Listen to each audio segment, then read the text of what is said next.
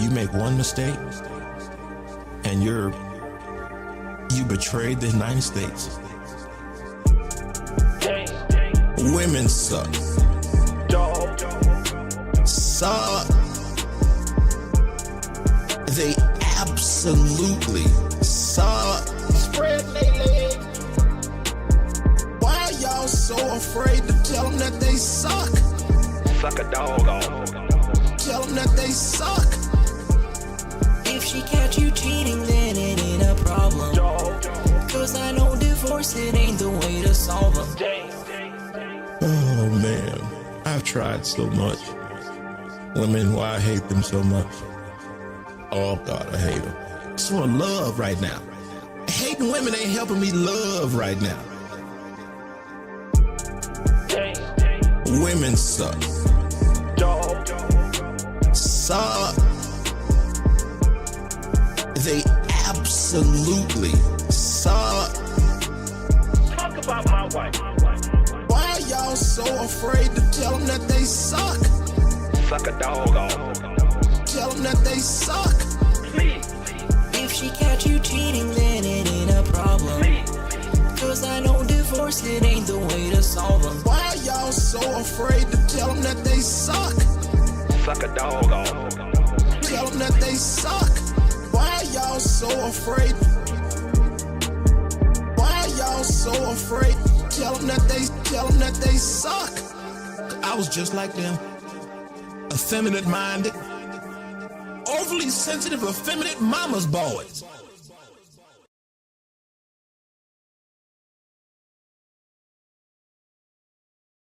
Christmas is coming. Christmas has came and gone. You know, honestly, it honestly just felt like it was Christmas of 2012. Literally, time has flown by so fast. You know, with that being said, you know, it's funny how fast time has passed. At least for me this year. You know, honestly, it seemed like last week when I was just sitting here, you know, December of 2012, you know, doing those wing reviews, and you know, it's honestly thinking back, it's kind of sad, you know, to see how fast time flies by and how your life is just going by like that. You know, it's kind of sad to see, honestly. I don't know if it's gonna get any slower. Every year, it's just, I don't know. Not getting any better, I'll tell you that. Well, anyway, that's what I have to say to you there. That's it. Big ups, everybody. Good morning. Good morning. Happy to see you all here for these European hours. I appreciate the feedback, guy with two names, but this is the time I got, so this is the time I'm going to use. My weekends get filled up by girlfriend responsibilities, among other things. But yes, Saturday morning seems to be the time. The channel's been dead for a while. My apologies about that. Some of you know I cracked some ribs a few weeks ago. It was bad. That's terrible. I don't recommend rib fractures, man. Rib fractures are rough, but finally feeling up to streaming. So back. Got a lot to talk about.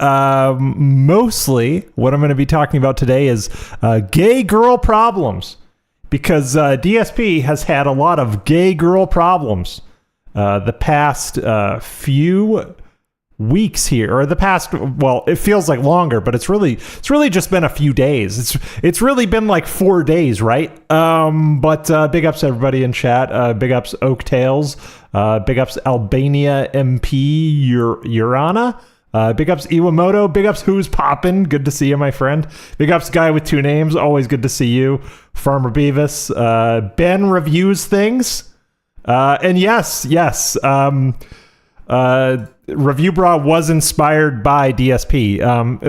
A lot of what I have to talk about today, honestly, is centered around Lex, because honestly, quite frankly, as DSP would say, this is despite, being laid up with the ribs for a couple of weeks and things like that, this is the first time in a long time I've actually had something to say about DSP, this saga, and it's for a very specific reason, which I will get into. But I pulled some things up from Raw Phil's Odyssey page. Big ups for Raw Phil. So let's get into it. I've curated some clips. All right, here we go. Addressing ICS. We're gonna skip to this timestamp. For context, I think a lot of you guys know. We all know that Iron Chef Sakai went into Lex's streams and was wailing out on Lex and her girlfriend MJ, and he was calling them his mommies, and it sparked this. So let's go. But the first thing we need to address is the elephant in the room. Iron Chef Sakai is back in Kick Chat today. After 2 days of me having to put up with bullshit, with everyone yelling and telling me that he had left and that he went to someone else's stream and he was throwing some ether, a whole bunch of money. So, Iron Chef Sakai, why don't you tell us all about your adventures in the last 24 to 48 hours? Really? Because I put up with so much bullshit in the last 24 to 48 hours because of this. I'd like to... I'm going to stop this already. Big up Sonny, by the way. And thank you, guy with two names. I've worked really hard to get my green screen looking sharp. Thank you. So I want to point out that DSP is already coming at this from the worst place imaginable, because he is coming at this from the idea that it inconveniences him. The fact what he is postulating here, if I'm gonna give him a lot of credit and use the word postulate as though he's making like a declarative statement that means something, but what he's saying here is, oh, Iron Chef Sakai, how dare you step out on me? Actions have consequences. It has inconvenienced me for the past 24 hours to have to think about this. So the idea that he's like, oh, because you did this, I've been thinking about this and now people are coming to me about it, is very suspect to me and is not something a chill, meaningful streamer would say, right? Because also, sort of as another side note, this all but confirms flying monkeys are in the mix, right? Like, people were fucking narking on Iron Chef Sakai. They were being little tattletales, and they're like, Phil, you'll never believe what Iron Chef Sakai did, because the thing Phil values most, and maybe I'm like giving up my game early here, the thing Phil values most is loyalty. And there are two sides to that. Right now, what he is pointing out with Iron Chef Sakai is Iron Chef Sakai's disloyalty. But also, you can imagine, or I should say, you can assume that other flying monkeys were in his DMs saying, "Oh, Phil, I wanted to do the right thing, and I wanted to tell you what Iron Chef Sakai has been up to." So he views his flying monkeys that fucking ratted on Iron Chef Sakai as loyal, and he views Iron Chef Sakai as disloyal. Imagine living your life this way as a 42-year-old man. It's just the internet, you fucking retard. It's just the internet. Hear exactly what's going on. Yeah, narking and LARPing. That's right, who's well, let's popping. See. You apparently went over to someone else's stream and threw him a bunch of money, which I don't care about. But what I'm being told is that you kept talking about me in a negative way. You kept linking negative videos about me, like detractor videos. So, of course, my detractors made a fucking field day out of this. Now, I'm sitting here... Oh, yes, Marodi. I have seen the Incel Manifesto many times. Thank you, Wesley H., for the membership. I've seen the Incel Manifesto many times, and it has never been more relevant. It's amazing that something DSP wrote in, like, 1999 could never, or no, I think it was 2003, because he was 21. Yeah. Something he wrote in 2003 has never been more relevant. And I was talking in a thread with Lefty about this, and I'm sort of getting ahead of myself for what I want to present, but I always like to quote Lefty because he's a very smart guy, and he has good thoughts on these things. But I was talking in a thread with Lefty about this, and he said something like, oh, to have a pretty girl laugh at DSP likely brought back a whole bunch of trauma from all of the times he was rejected as a younger man and basically as like a child or like adolescent teenager. And I think there's a lot of truth to that. I think that the whole broader thing that I want to get into like later on, and what I am going to try to build up if I don't derail myself too much in this stream, is that this demonstrates a lot of shit that DSP has not worked through about his relationship and his connection or lack thereof to women. And that I think is what I found the most interesting the past week or so. Thank you for the two. Thank you for the 199. Guy with two names. Eyes. You have not sent any simp bucks? Yeah, me neither. Me neither. But you know what? On that note, guy with two names, thank you for bringing this up. Listen, if you want a simp for an online lady, go ahead and simp. Listen, no one can stop you. If you want a simp for an online lady, listen, it's your money. I would say that giving money to an attractive lady online is more productive than giving money to DSP. Because then at least you're getting something out of it. At least the girl looks nice, or at least you can chill in their chat and have a good time. What do you get from this fuck? Nothing. Gugats. You get gugats, man. Trying to maintain my streams. Just listen. I'm not. I need to be very careful because I feel like people are going to clip me out of context on this one. I am not advocating for people giving money to ladies online because for the sole reason because they're attractive. I mean, if you want to, you can. I think that's a very bad sort of parasocial thing to get into. But as compared to giving it to DSP, listen, it's better. Lex deserves it more than he does. She's obviously way more appreciative. So if I had to choose between, where's the worst place for the money to go, DSP or Lex, I would say Lex. She deserves it more. She's grateful. She's clearly there to have a good time, and she seems to want to nurture a stream and a chat where people just want to hang out and talk, which is the name of the game, right? Like that is the whole idea. do my normal shit. And I don't really give a shit about any of it. But I got to put up with 1 million people coming into my chat, derailing my content for a whole day. Like last night was unbearable. I'm trying to play the Marvel collection. I'm kicking ass. I'm literally spamming people up, down, left, Hey, and Nexus right. Galaxy. Grandmaster ranking. Good morning. Oh, do you hear what Iron Chef Sakai's doing right now? He's over in the chat. No. That. Farmer Beavis, I am not white knighting Lex. I'm not white knighting Lex. I'm just saying that Lex's channel, Lex's community on Kick is clearly a better place for Iron Chef Sakai to be. What's up, Atlas? How are you?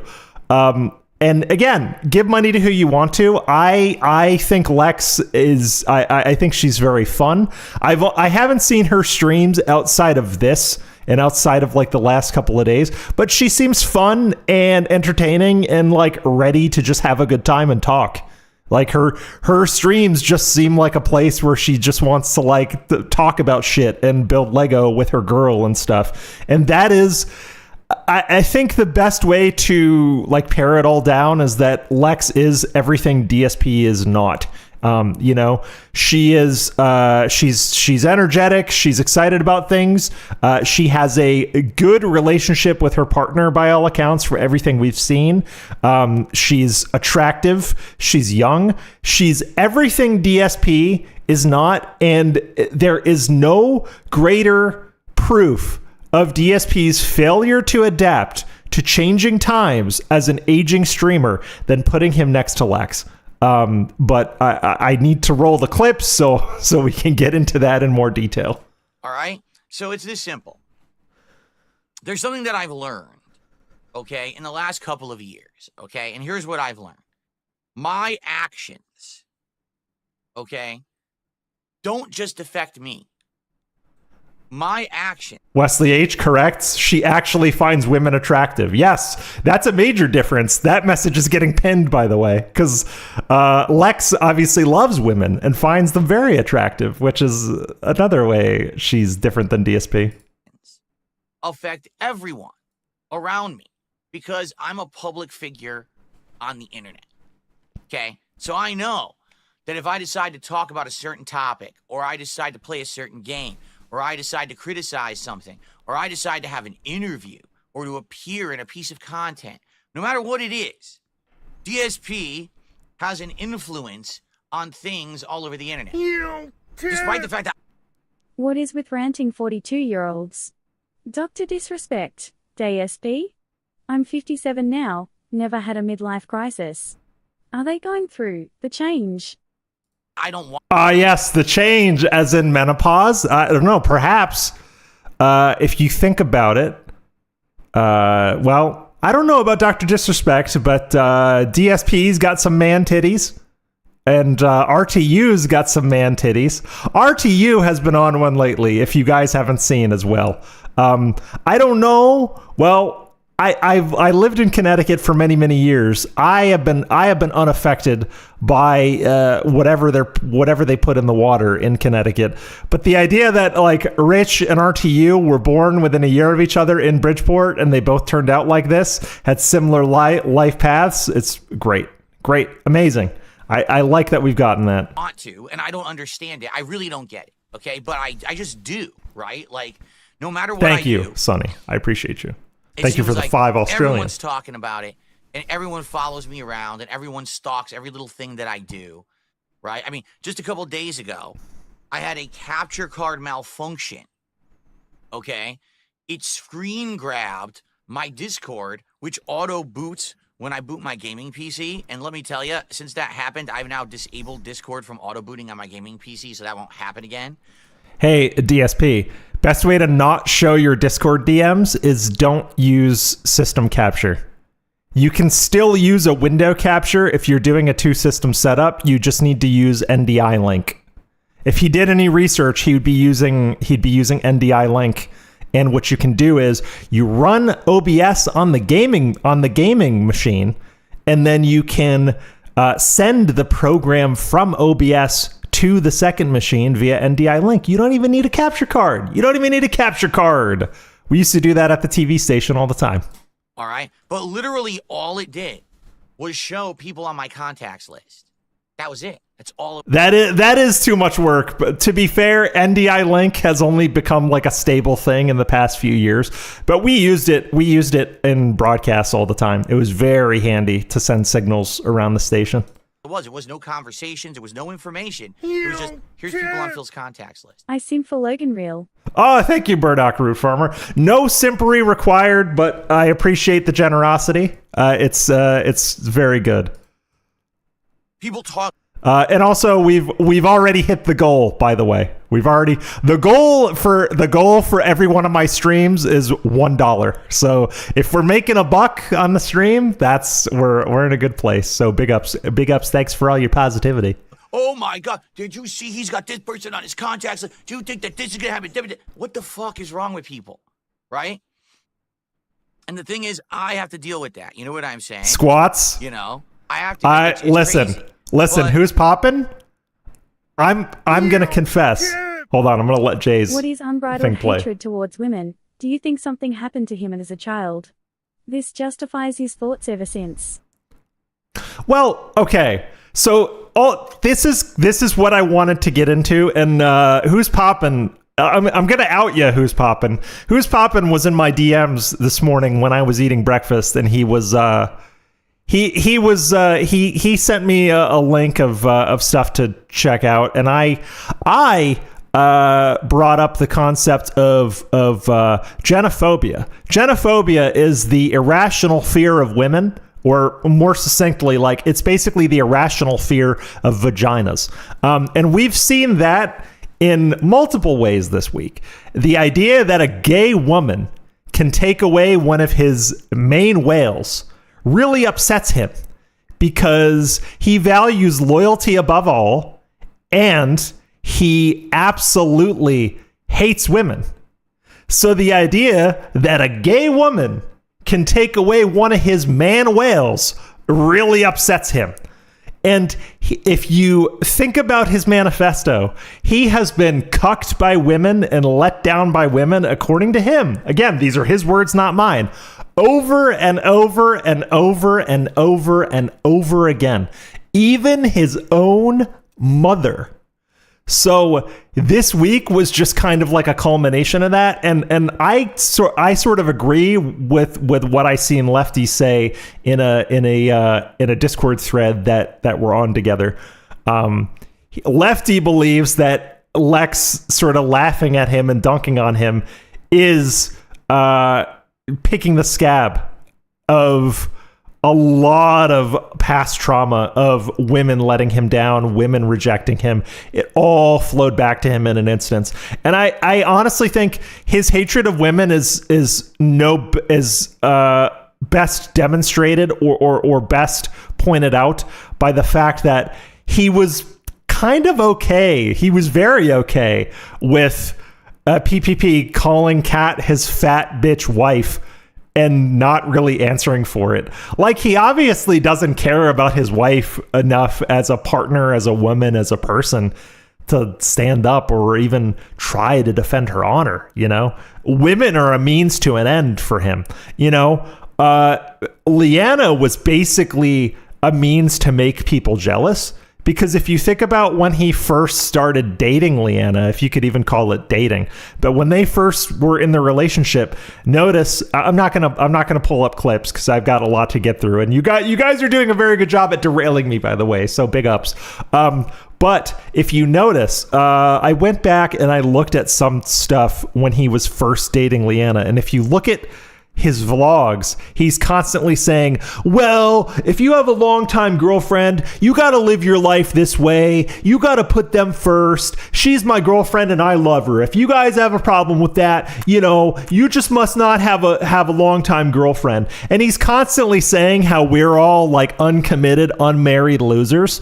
And to be fair, that's also his fans. Iron Chef Sakai to simp for a gay woman this much, a gay girl this much. Not, again, disclaimer, nothing against gay girls. Listen, I love gay girls as much as the next guy, but the idea that he's simping for two gay girls that are, even in theory, unavailable to him is amazing to me. Amazing to me, and shows how much of a lonely, unmarried, uncommitted loser he must be, right?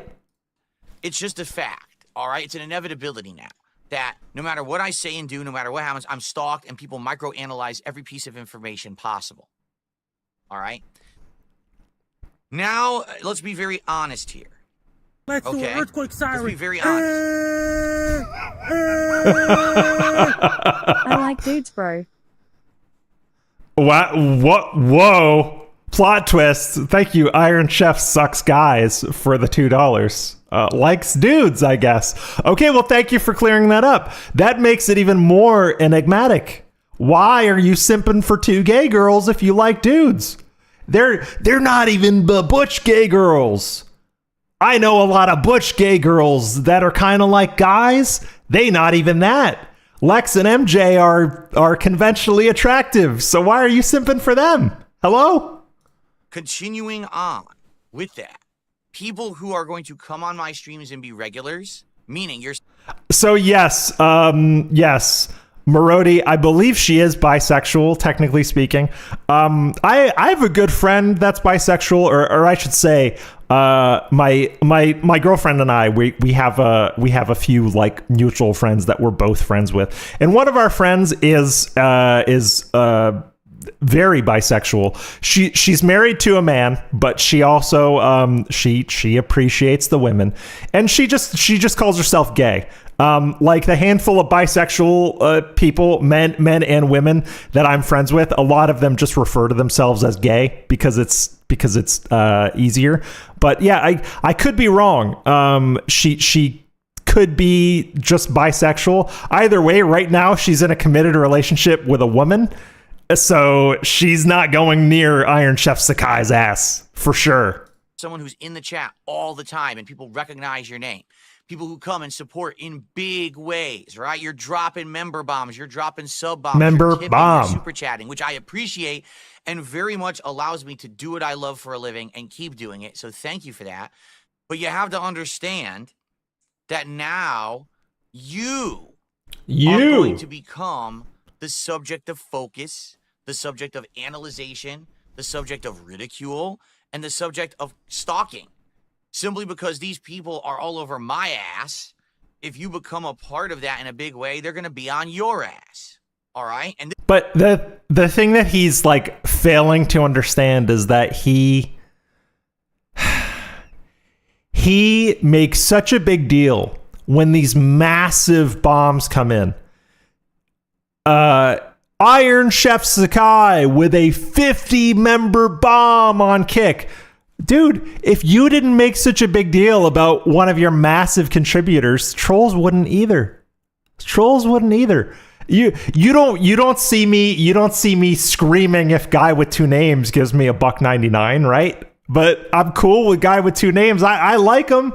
We're in a lot of, we Spurg on Discord together. We're in a lot of the same chats, but you don't hear me saying, $2.99 or like Sunny tipped and Jay tipped. Like, just accept the money, say you appreciate it, and keep it pushing. It's so simple. But because your streams run on whales, you don't think people are gonna take notice if they're also wailing for a lady? A lady they didn't know until he saw her on the front page after your stream, my man. this is just something that I think needs to be discussed at this point. Is it right? No, it's not. I completely disagree with it. I don't think that just because someone comes on my stream. No, I know guy with two names. It's really weird to shout people out that much.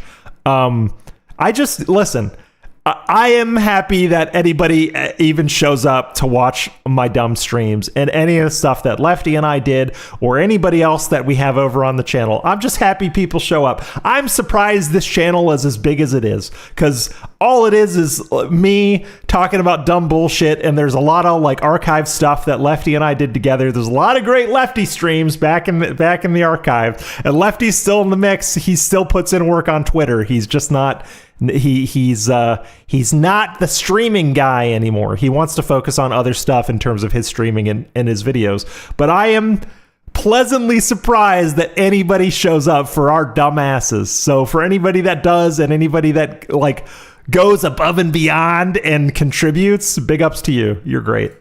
And is nice to me, that they should then be micro-analyzed and put under the microscope and have every aspect of their life stalked. And you know what I'm saying? I think it's bullshit. But sadly, I don't think the internet is going to change anytime soon. Okay? I don't. I think that the internet is going to be a situation where people are going to continuously do this and get worse and worse as well. All right? It's just going to get worse over time. You know? People got to understand that if you come and you The thing that he also, like, and people have told him, the reason why people track his whales and his dolphins and just his overall like regular chat viewers so much is because most of them are fucking weird. That's the thing. There's a fascination with watching his community because of how weird all the people are. Like every single person we find within his community when we check their public socials is a fucking weirdo. They're a dragon fucker. They like kids. This, that, and the other thing, whatever it is. But if you didn't have a chat full of kid touchers and dragon fuckers, we probably wouldn't care as much, man. They are like goblins, Steve Guy. They're like weird little goblins, and they have their weird fucking the meth selling one. Yeah, Nerd Brew is tweeting at that River Rejection guy, the meth dealer who also watches DSP. That's a funny saga. Yeah, Acid Face. There's like Acid Face, Sidella, K Galleon. They're all weird. That's the thing. They're all weird.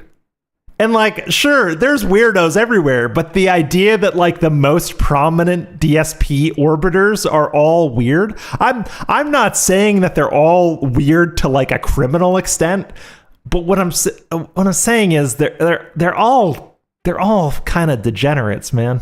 You hang out with me, great. But the moment that you start to put yourself out there, right? People will be following you and looking. I always say, yeah, Haseo. Thank you, Derek. The second. Information they're all weird that you put out there on the internet.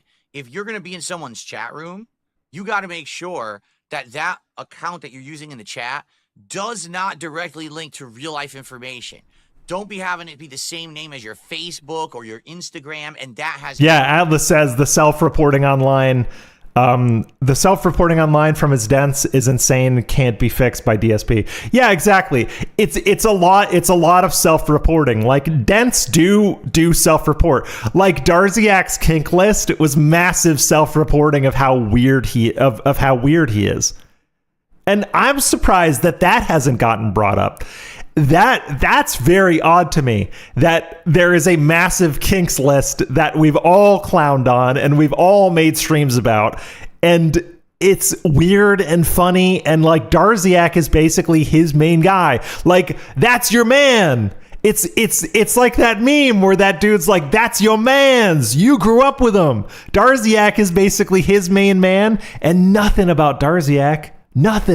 Nothing's mentioned. You know why? Because Darziak is like his most reliable kick enforcer, and he needs him. But Darziak's weird. Darziak is not a guy that I would want here. Fuck that guy. Fuck Darziak. Get him out of here. Information about you and your geolocation and all of your friends and family. So many people over the years just didn't realize that information could be used and mobilized to hurt. Yes, F-list. Thank you, Nexus Galaxy. I forgot the name of the site. Believe that this is happening to me. Well, yeah. These people are no-life losers. They have nothing to do but harass people online to try to get attention. Yeah, listen. Steve Guy says he's a furry freak. I'm gonna lay down the law. I am not okay with furries. I'm not okay with furries. If you're a furry out there and you're offended, I don't care. I'm not okay with furries. Every furry I've met has been insufferable.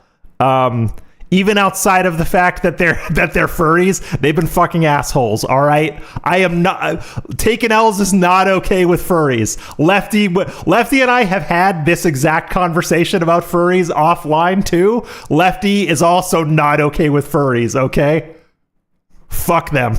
They do it is not because of any end game. Like, for example, they've stalked people in my community, and like, well, what do they do that for? I don't know, because it doesn't affect me. I'm literally not affected by it. As you can see, 16 years and going, I'm not going anywhere. I respect a streamer that doesn't spray cologne on his shirt to have black spots or urban spots on him. Keep up the good work, sir. Not derailing, but want to fill this chat with dots/spots.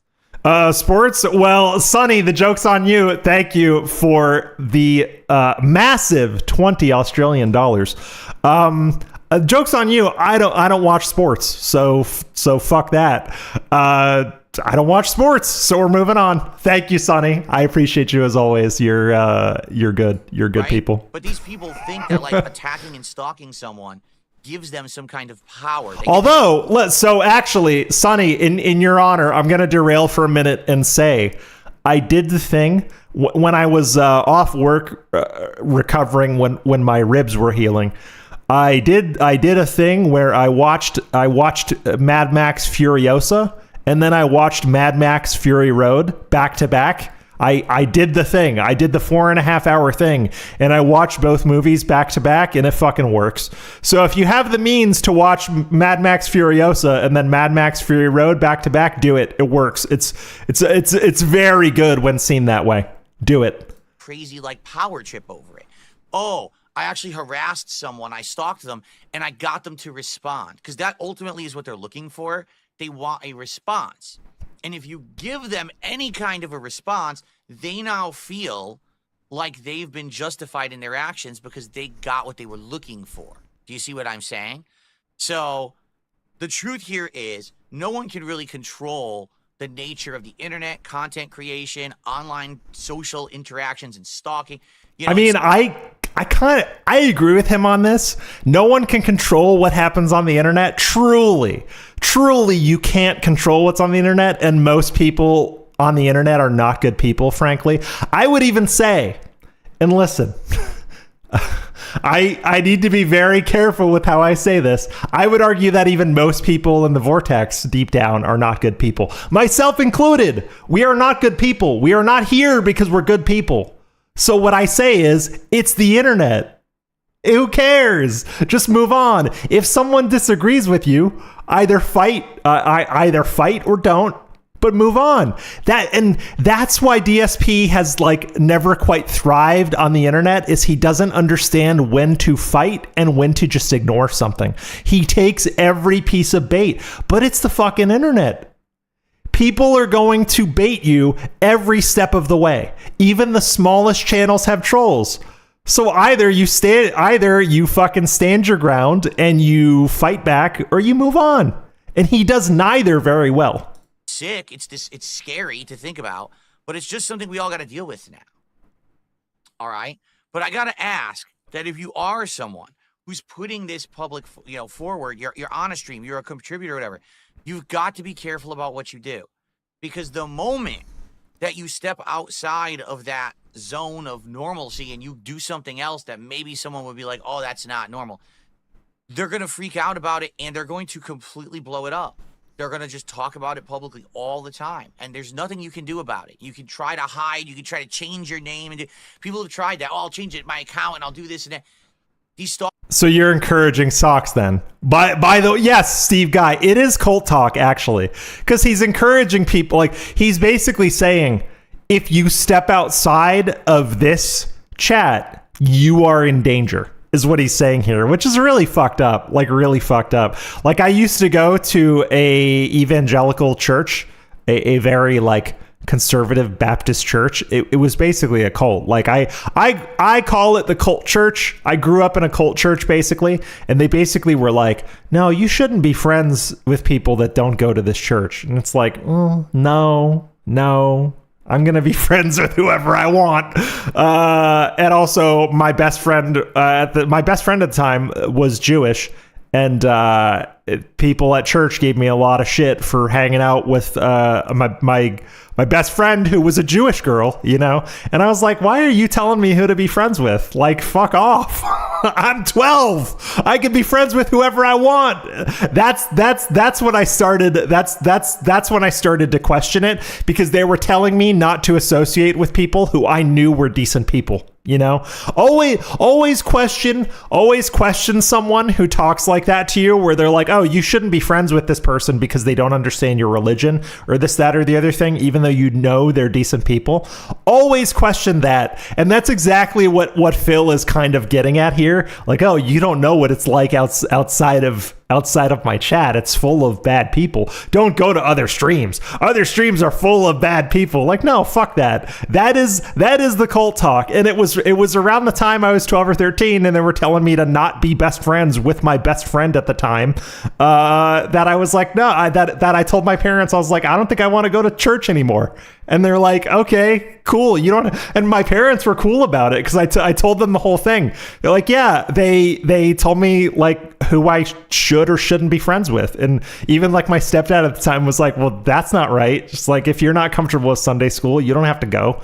And I was like, all right, fine, I'm not going to go anymore. So they're like, okay, cool, great. Fuckers are going to find out anyway. All right. So here's the deal.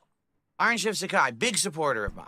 Right? Wesley, I don't know if I'm gonna do call breaks in the Discord today. I got a lot to get through. I know I might have Who's Poppin' jump on, because I know Who's Poppin' might have some stuff to say a little bit later. But I'm not gonna do standard call breaks. I got a lot to talk about today. And I'm already getting derailed. He's a moderator on Kick. He's a moderator on Kick for like a month. All of a sudden, he starts being really pissy toward me and doing a lot of negative, toxic stuff towards me. So I told him, I don't know what gives. Like, what's your problem? He freaks out. He starts saying all this negative stuff. So I remove him as a moderator. Then he went on his channel and he had a whole negative stream about me, right? This is months ago. So after that, I'm like, well, forget Yeah, it. the only reason I don't want to do call-ins today is that I haven't been back in a while, and I kind of just want to like get back. And this is the first time in like a month I've streamed. I kind of just want to get back into it. I do want to stream. I do want to stream more regularly. No, I'm not really on a time crunch. I want to try and keep things going, and I'm already getting fucking one guide in the chat and derail. You guys are doing such a good job of like one guying me to keep me derailed. So big ups, I guess. This guy's being a jerk or whatever. Well, he comes back, he apologizes, right? He says, "I'm sorry, I was having a really bad time. I'd like to come back." Also, dude, this just occurred to me. You know how he's been talking about like sissy drama bullshit? Anthony, I do want to stream Death Stranding this afternoon too, on Logan K. For any of you interested, I will stream Death Stranding in the afternoon. I don't know what time. My lady is she's got like a bunch of beauty appointments today, and listen, lady beauty appointments, like when they get their hair and nails done and all that stuff, it can take like hours sometimes if they do them back to back to back. So she's got a bunch of beautification for like most of the day today, and then I'm just here, you know. So fine, all right. He apologized or whatever. Also, always appreciate a partner who takes care of themselves for you. That's very important. That's something that I feel the need to derail for a minute and point out, because I can't imagine how ungrateful DSP is for whatever Kat does, if she does anything. But always be grateful when your partner is like willing to get their hair done, willing to get their nails done, waxed for you, what have you, you know? Because I don't know if you guys know this, waxing is pretty fucking painful. So if your partner does that for you, big ups to them. So he comes back, and now it's been a couple of months since then. And he's been a huge supporter of the streams, and everyone knows this. It's popping up on the screen constantly. He's dropping subs, he's tipping, he's doing super chats, right? Great. But you got to understand that the moment that you leave and you go somewhere else and you start acting in any way, people look and see it, and they're going to be talking about it constantly. Hell no, Atlas. Hell no. I'm a wimp. I'm not doing that shit. But my lady friend's got like regular appointments. She does it like a champ, dude. I don't know how ladies do that. It's nuts. I would never. I'm too scared. And it's going to rub off on everyone, not just you. It's going to rub off on everyone around you. So here I am for the last 2 days just trying to do my normal streams. Incorrect Beans, I know you're baiting me. And it's not going to happen, okay, Incorrect Beans? And you got these drama You're baiting me. Sissy girls, because that's all they are. They act like sissy girl schoolyard gossipers, right? Did you see what ICS is doing? You see what he's doing over there? What he said is good, and he's throwing money. You're doing it right now. You're actually doing it right now. You are gossiping about your man. That's your man you're gossiping about. No. Listen, I'm just razzing, Incorrect Beans. It's fine. I'm just razzing.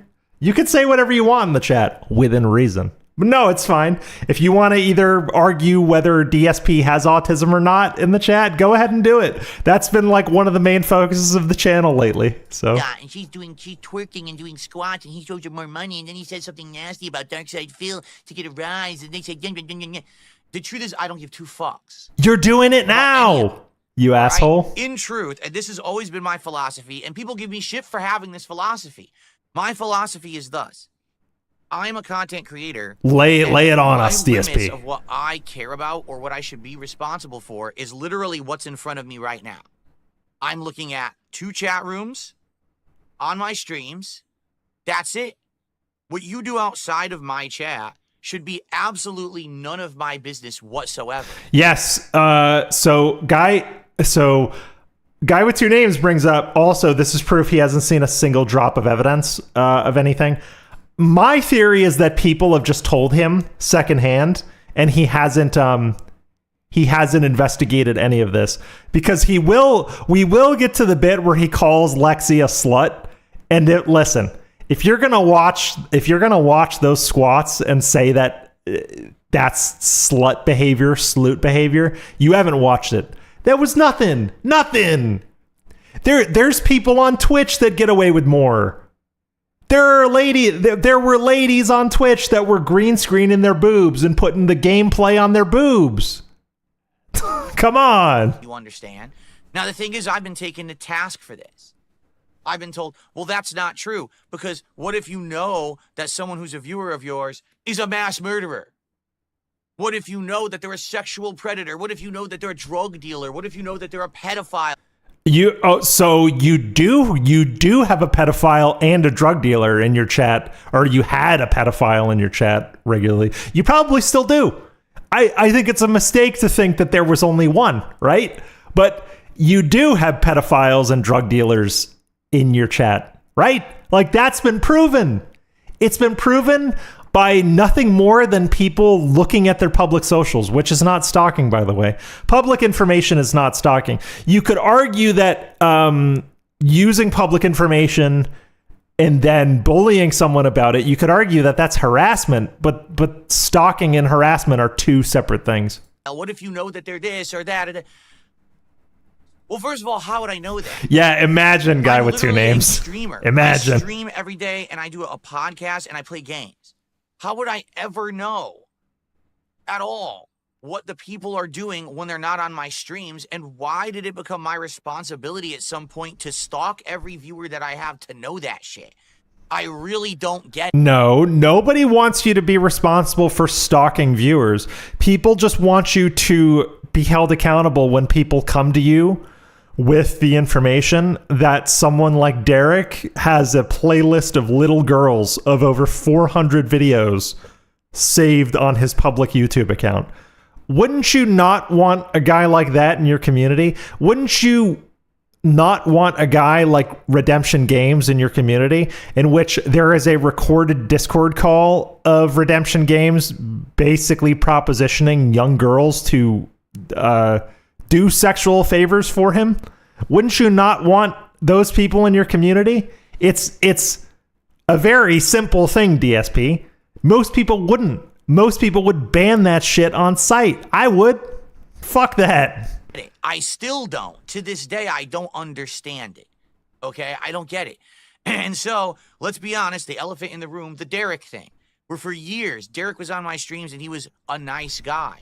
He was always adding to the conversation. He chimed in on certain topics. I want to bring up loyalty again. Derek was loyal. DSP kept him around because he was loyal. And loyalty, even above money, I would say, is what DSP values the most. Because I don't think DSP was upset that Iron Chef Sakai was giving Lex and MJ money. I don't think that that's really the thing. I think he was upset that he went over there and talked about DSP. Iron Chef Sakai's biggest sin, according to DSP, was disloyalty. Because he doesn't talk about the money. Well, he does mention the money, but he talks more about the idea that, oh, you were trash talking me over there. You were telling them to watch detractor content, you know? Where he got excited. He was a frequent viewer. He never supported. Well, yeah, Raven of Chaos, he'll look into YouTube and social media on a new view. Well, yeah, he does check channels. That's a good point, Raven of Chaos. Like, if someone's donating a lot and he's never seen them, he does click on his chat and check channels. So is that stalking? Is that stalking by his definition? I don't know. Literally never dropped $1 on my streams. Never. But he was just a nice guy in chat. All right? But people stalked him in his other accounts. They went to his social media. They went to his YouTube page and they said, did you see that he's a sex pest, that he goes after people in the sex worker industry and he harasses them and he had to massively... Listen, okay. I know a couple of ladies that do OnlyFans, and I can tell you through... well, to be clear, they were friends of mine pre-pandemic, and then they did the thing where they started making OF content during the pandemic for money when they got laid off from their jobs. Some of them are still doing it because it's more profitable than the job they had, you know, whatever. I can tell you from talking to those people that if Derek makes them uncomfortable, it's really bad. It's really fucking bad, dude. Apologize publicly. No, I don't know everyone. I don't know everyone. I just know a lot of different types of people. It's amazing what happens when you leave the house. Leaving the house and reading and getting yourself out there gets you to know a lot of different types of people. It's amazing what talking to people does, right? For stalking them and saying creepy stuff. But if porn stars think Derek is too much, he's too fucking much. Did you see he has playlists on his YouTube channel of small girls and shit? False, Burdock Root Farmer. I've never smoked weed. I'm like, no, I didn't see that. You want to know why? Because I don't stalk my viewers. I don't want to. I don't care to. It's not my job to.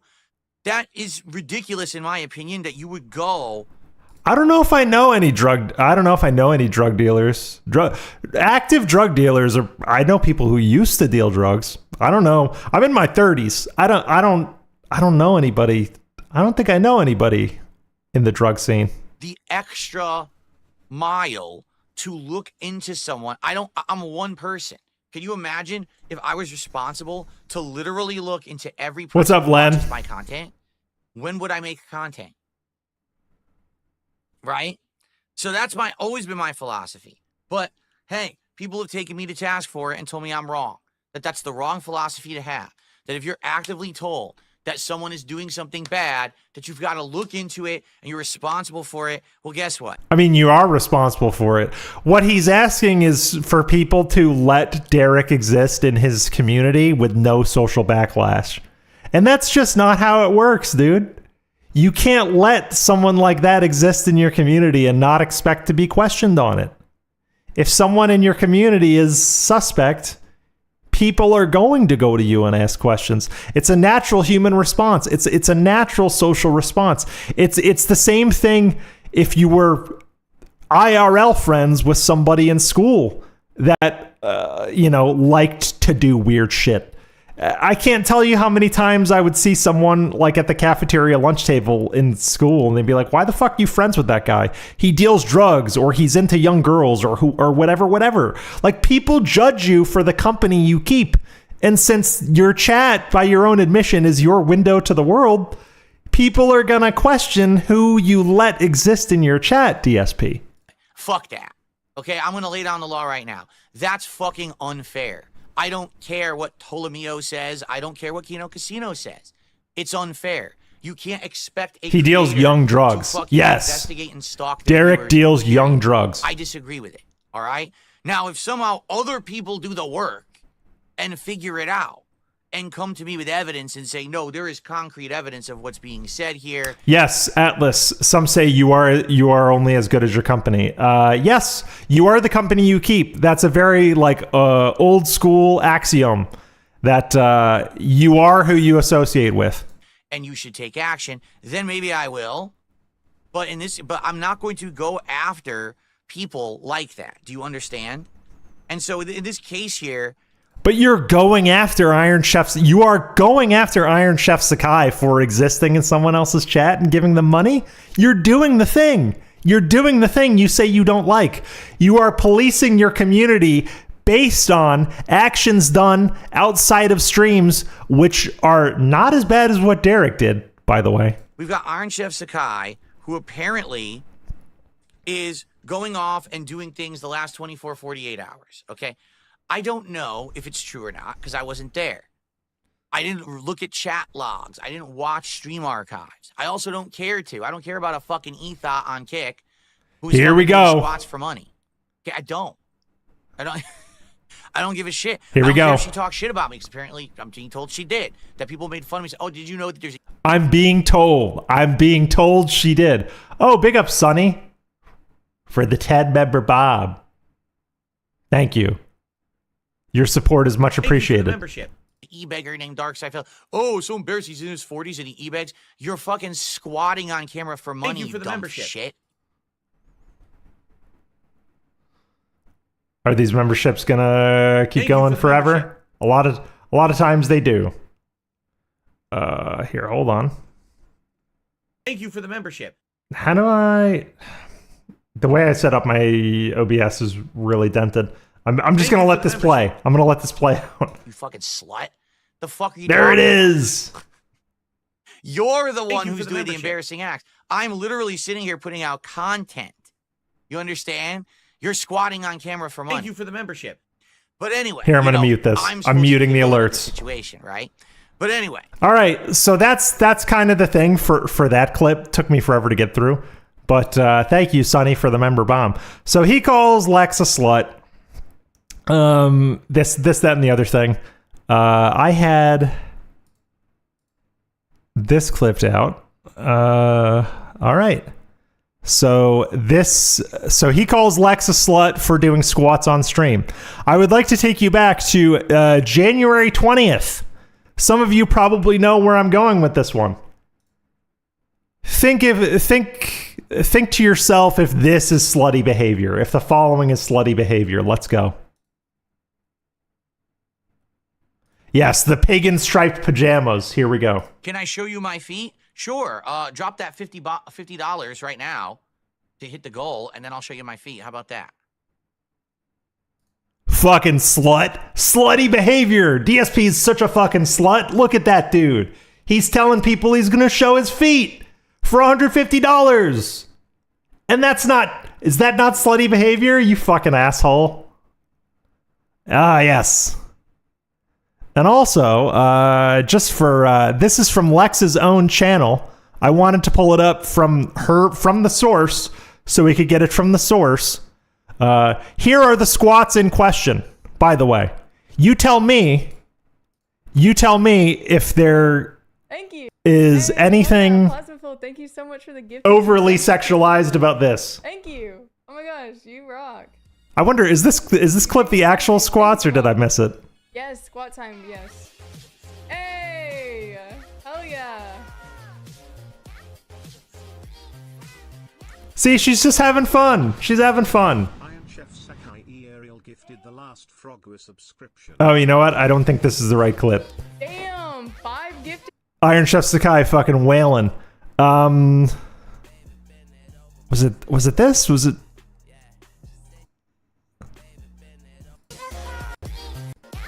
Did anybody clip where she did the thing? I'll do 5. Here. I'll do 5. I mean, she's got shorts on and she's showing her legs. Like, sure. What?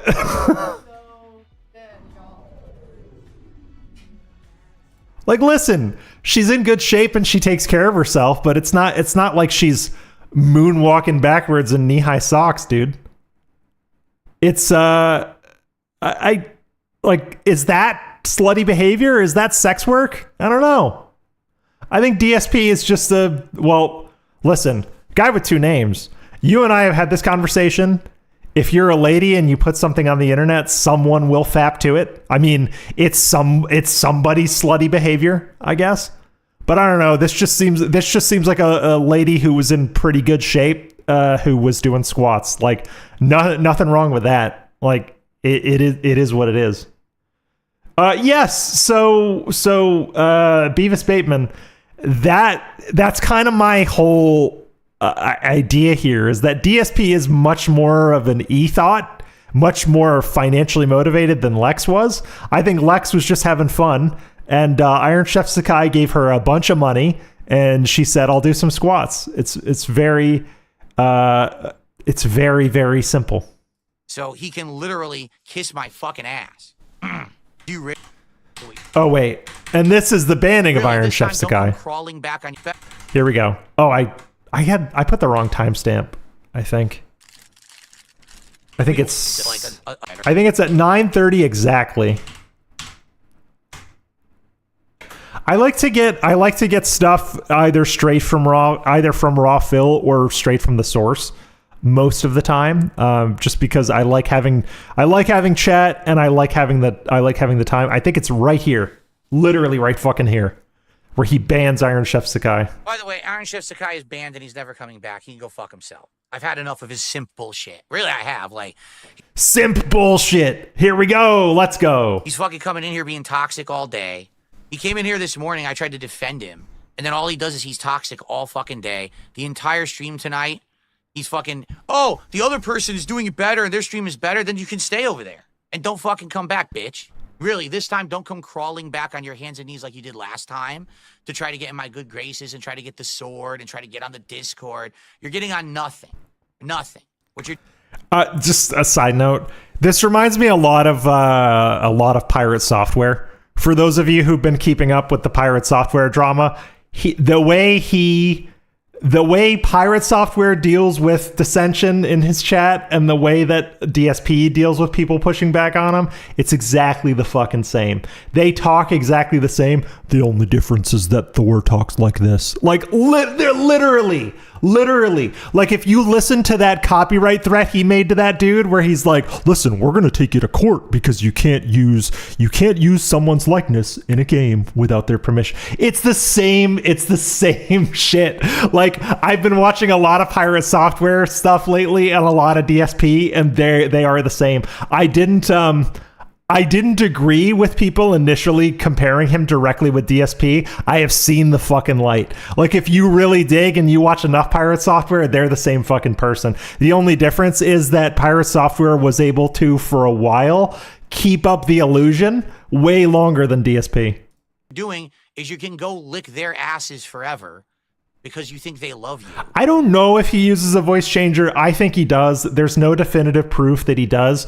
But option A is that he uses a voice changer. Option B, if you believe him, he hit a second puberty, which I haven't heard anybody else. Like, I work in a medically adjacent field, and I haven't heard anybody else talk about a second puberty. Like, that's not a thing. Like, your voice can change over time due to aging and trauma and things like that.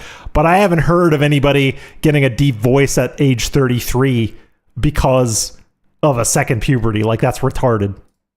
And you can go fuck yourself. No one cares about you. We're done with your bullshit.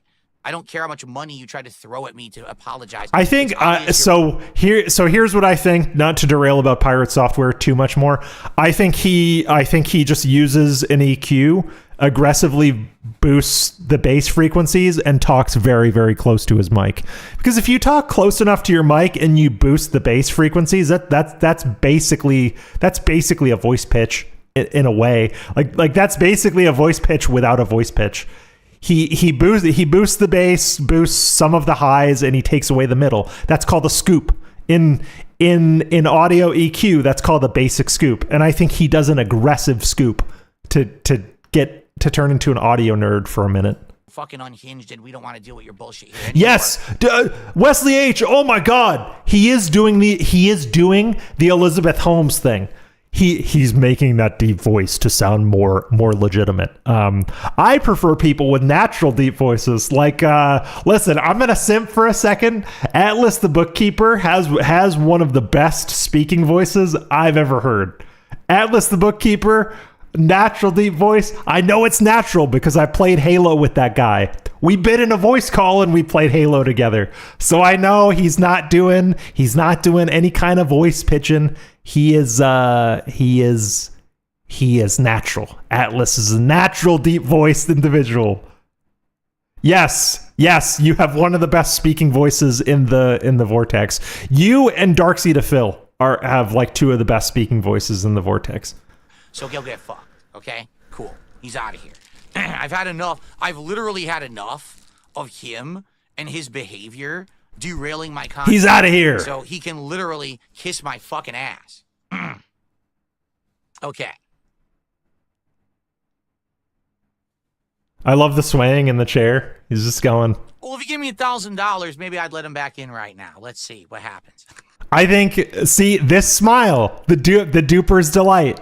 This is duper's delight. He is hoping in his heart of hearts, I believe, that Iron Chef Sakai sends him $1,000, asks to be back in. He would take the 1K and say, no, go fuck yourself. You can tell by this fucking face that he wants that so badly. He wants so badly for ICS to gift like 2,500 subs or whatever and say, no, go fuck yourself. You're out. Just like he wanted Craig to apologize and ask him to be on his show so he could hang up in the Discord and say, go fuck yourself. What a retard. Let's see what happens, right? Also, I want to point something out. I tried listening to Steve Cambion because Steve Cambion is doing he's doing a lot of he's going down the DSP path. Steve is, and I like his angle on DSP because it's new and it's fresh, and he's coming at it from an outsider who has absorbed a lot of DSP info in a very short amount of time. But sometimes I can't get down with a Steve Cambion stream. I don't know. I don't think he fully understands the depth to which DSP's viewers are actually pignatized. Like, I was watching him last night and he was saying how, oh, it's over. DSP will never get support again. They're all going to go to this lady, this, that, and the third. Nope. Steve doesn't get it. People will stay around and people will support DSP. How many times have we heard, even in my short time here, this channel is 2 years old. This channel is almost exactly 2 years old. How many times have we heard within the past 2 years, even since I've been here, this is it, it's over, zero support. No, there will always be someone. That if the Kino arc and the interview saga and all this shit over the past 2 years has taught us anything, there will always be someone. I'm going to quote Eric Miller. One of the only rational, logical things he said about DSP, he used to say, for every nut, there's a wrench, meaning like for every nut or bolt you have to tighten, there's a wrench that fits. DSP is the nut that needs to be tightened, and there are plenty of wrenches out there for him, which is true. Like, if you are a big enough, loud enough online retard, and you are persistent in your begging and you wear people down, people will tip you. That's the thing that I don't think Steve is quite understanding, because he hasn't looked at all of this long enough. And Lefty actually used to push back on me with a lot of stuff when we first started the channel, because Lefty has been around for a lot longer than I have. He's taken interest for a lot longer than I have. And I used to have conversations with Lefty where I was like, I think this is it. I think this is the bottom. And Lefty would always say, do not ever underestimate DSP's ability to be stupider than you think he is. Do not ever underestimate his incompetence, but also do not ever underestimate the stupidity of his community. Lefty used to tell me shit like that all the time, because Lefty knew. Lefty's been lurking on the farms for fucking years. Lefty knows. I came in here at like the end of 2021 into 2022, not watching any DSP content since I was an unironic fan back in like 2011 or whatever, you know? Yeah, listen, it ain't over till it's over. That's the thing. I will believe it's over when DSP takes himself offline. Literally.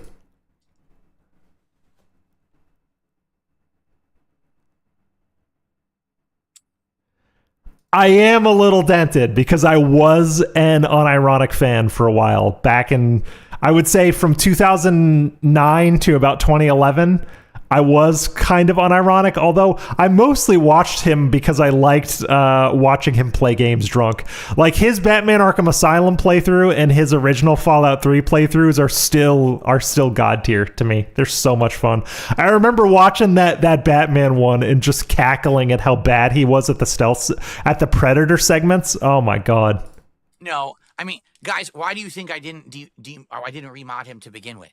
Someone who acts like that, there's something wrong there. Those were the good years. Guy with two names. Len and I have talked about this endlessly in DMs. His best years were like 2008 to pre-Panda. To like when Panda Lee came on the scene is when things started to kind of decline gameplay wise. Like, we got some great vlog content because Panda existed, but his gameplay was never funnier than in like 2010 or 2011. Like that was peak because he was just drinking. He was day drinking, playing games, and there's a lot of entertainment value in watching people play games drunk. The guy's unhinged, right?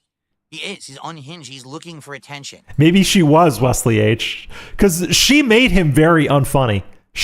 Panda Lee made him very unfunny. And when he acts like that, you know, there's a problem. I modded him, and I did absolutely nothing wrong to the guy whatsoever at all.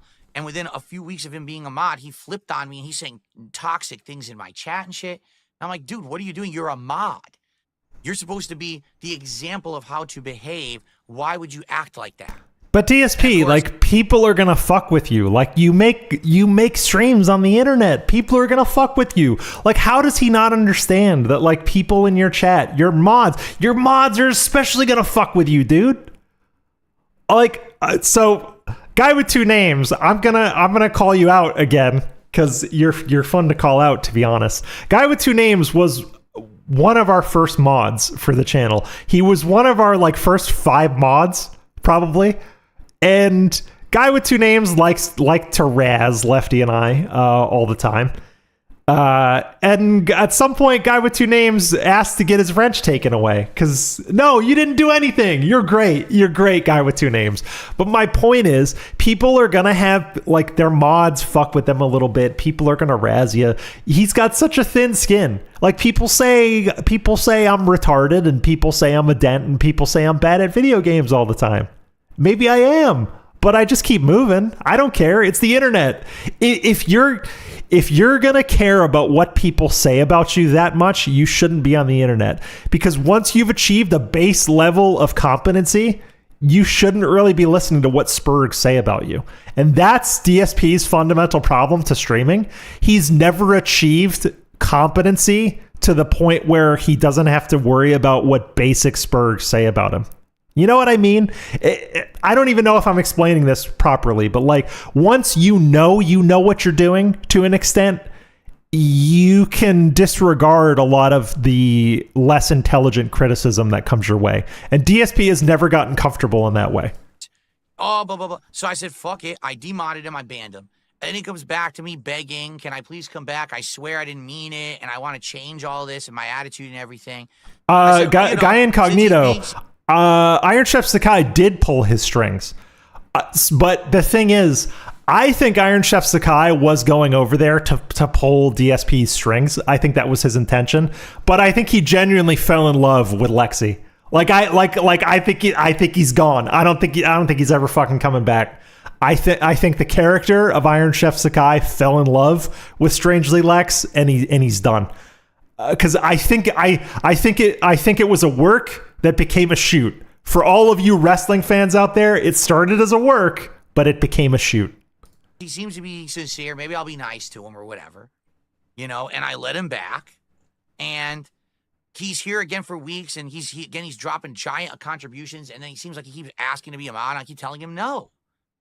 I told him publicly and yes, privately, yes, no, Mr. Roxas, he spent $800 that night. You don't spend $800 to fuck with someone. You spend $800 because you're simping. You're simping. I'm not going to be a mod because number one, I can't trust you, and number two, no one else trusts you. Like literally, no one trusts you. Also, I'm just gonna say this. Imagine spending $3,000 in 3 days to someone who's never gonna fuck you. Imagine that. She's not gonna fuck you. And even if you met her IRL, she's not gonna fuck you because she's already with a woman. Hello? Imagine how lonely you gotta be to spend $3,000 on a woman that's never gonna touch you. Why would we, right? And then he just keeps coming back and throwing money. It's like, you know, what am I gonna do? And then finally, this is the last straw. He's basically trying to turn my streams into drama again. Dude, it's not even a hug, Mr. Roxas. It's worse than that. He's never gonna see a tit. He's never gonna get pics.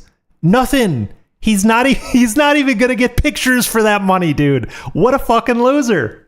What a fucking loser. No one knew who this person was until he went over there and started throwing money and talking shit about me, because that's what he did last night. He went in there and he started showing this streamer detractor videos of me.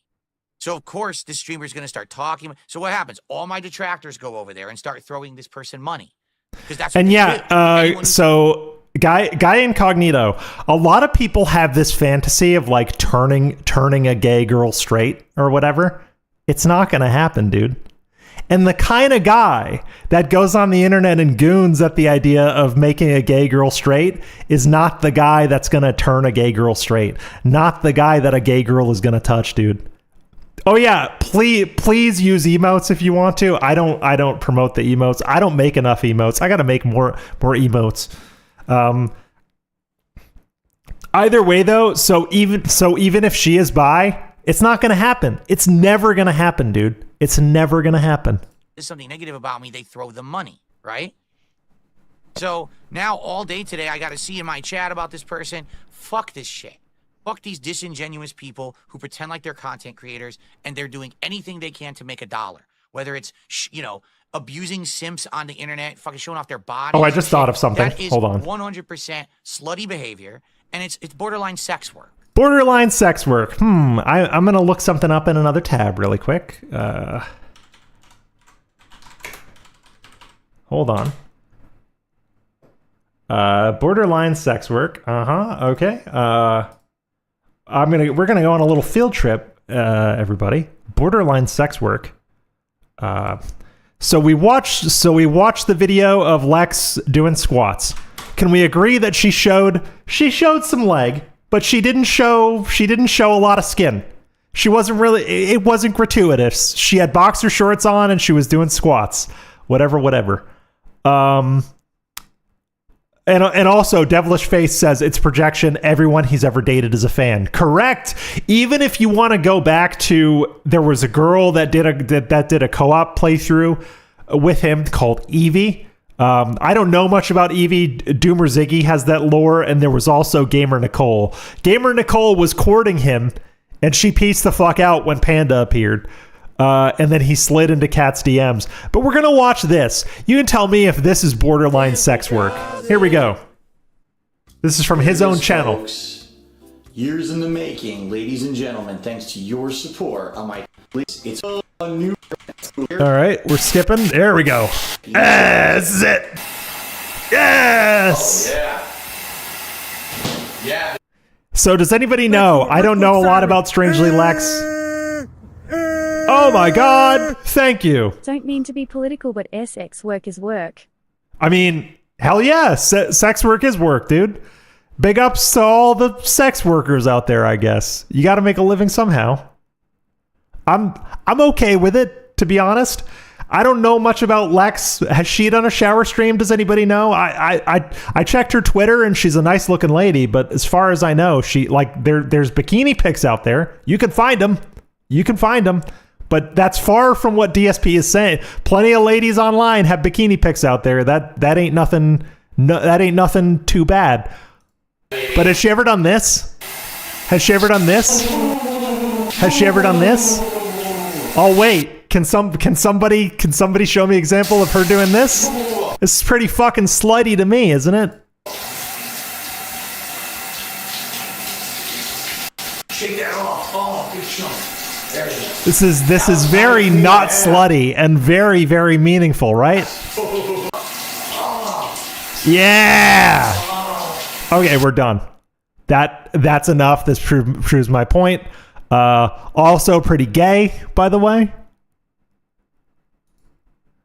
All right, we did that.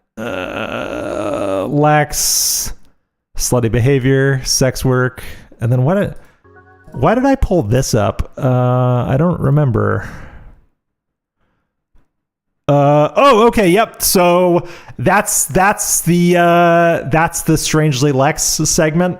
Basically, what I was getting to is that he called her doing squats sex work, but he did multiple shower videos showing more skin than she ever did. So get fucked, DSP. Now we're done with Strangely Lex. I want to get into some other stuff first. Who's poppin'? If you're watching, I think I'll call your DMs. Let me know when you're ready, and I'll call your DMs because I know you said you had you had a couple of things to say this morning. I'm happy to let you on. We're not going to use the waiting room today. It'll be easier if I just call your DMs. All right, got that. And I got to make sure that that's set up correctly. Hold on. Because I know you were in the DMs this morning.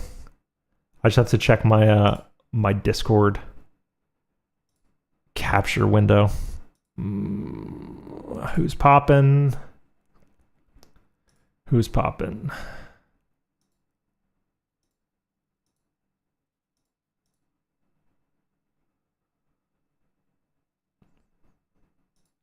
Okay, I think that'll work.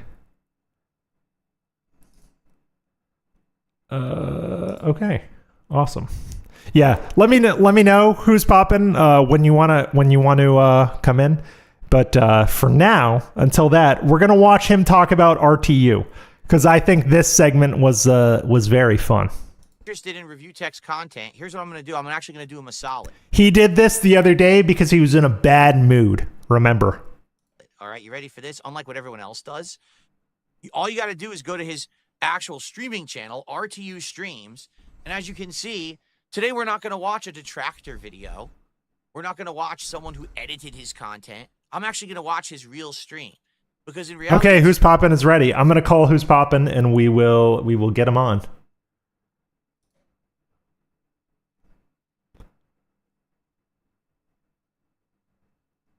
Hello, Who's Poppin'? How are you?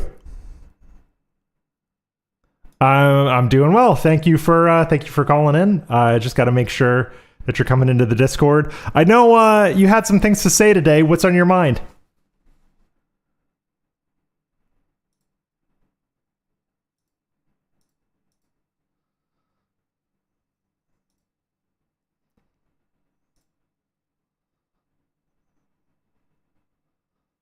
Oh, you know what? Hold on. I think my tech is fucked up. You're not coming in on the Discord. I gotta fix it. Hang on. All right. I knew this was gonna happen. Hold on. I should have been ready. Okay. There we go. We should be good. Go ahead. I'm sorry. Go ahead. Who's popping? 1, 2 testing. Yep, you're in. You're fine. What's on your mind? Yeah, no, I saw the title of your stream this morning, like the pre-stream, like saying DSP hates women.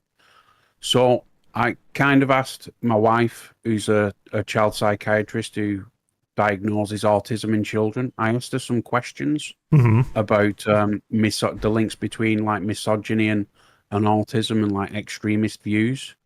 And she told me, let me just grab something. Sure, yeah, absolutely. Yeah, so I've been thinking about this too all week, so I'm really happy to hear your insights. Yes. So misogyny has basically there are identifiable, researchable links to having a poor relationship with mom growing up. So a poor relationship with your mom will actually colour the future relationships with women. Now, what evidence do we have that Phil doesn't have a good relationship with his mother? Well, the manifesto from 2003 is a massive one. The idea that he included every woman I've ever known has let me down, including my own mother. That's massively damning to me. Yes, and also moving to the opposite end of the country, so he's very rarely going to be seeing her in physically. I think the last time he saw his mum was when they got married. Yes. So like that to me, that's just evidence. Also, I asked my wife about like autism and being very, very vulnerable to like radical ideas, and she actually told me something that sort of blew my mind. She said that 50%. Now, we have something in the UK called Prevent. Okay. Now, it's basically government. It's a government sort of like idea to tackle radicalism in the youth over here. So we're talking far right, far left, terrorist. And she said 50% of the referrals of under 18 years old in the UK are autistic kids. Wow. Okay. So autism That's interesting. Is massively overrepresented in trying to tackle radicalism over here. And I'd probably go out on a limb and say it's probably the same over there as well. Yeah, that's, because I worked with people with autism a lot in past job roles. Like I think I mentioned this to you in DMs. I was a non-teaching staff member at a summer school for people with autism. And a lot of times people with autism will believe what you tell them. Without question. Like if you're an adult or you project any kind of authority, they just believe you. Yeah, pretty much. No, I asked her about relationships and autism, and she sort of mentioned that there is evidence that a lot of autistic people are also incels. So autistic males feed into the incel culture, mainly because it's a set of shared values, thoughts, and experiences. When you take into consideration the social implications and the social aspects of around autism. Mm-hmm. So it's basically, I mean, before the internet, you didn't have incels. Well, you did, but they didn't communicate with each other. Right. Now you've got the internet, it's given a platform to like that incel culture. And it's just very interesting. There was a guy over here actually called Jake Davidson. He was 22 and it was a mass shooting in Plymouth in the UK. Oh, wow. It happened in 2021.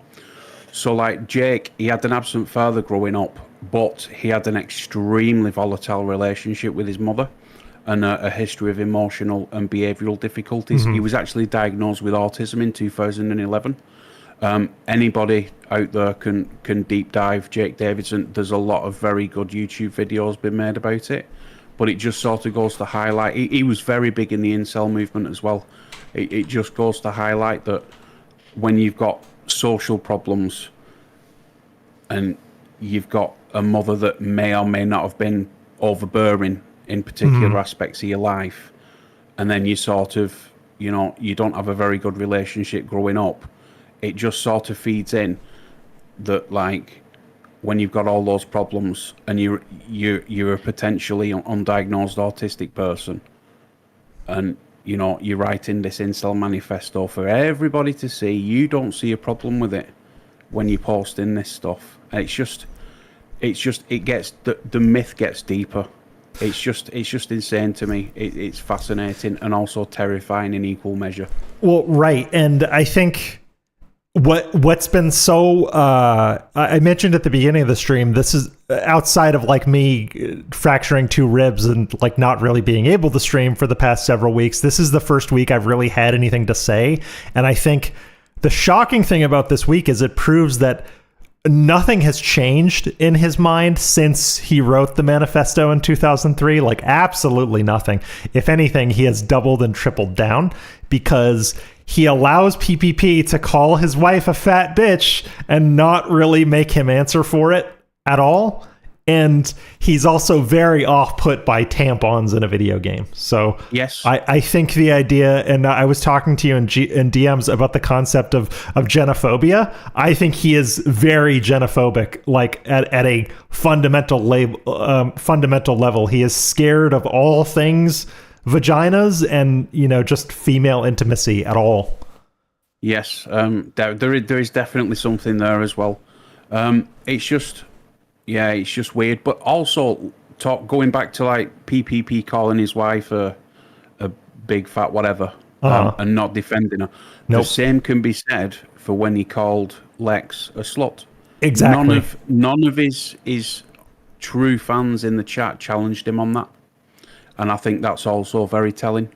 But I think Philip is very, very good at sort of curating his content to a point where it sort of doesn't come across as that he doesn't come across in a bad light. It's only when he presses that YouTube button off, when he's recording it to upload, that's when we see the good stuff.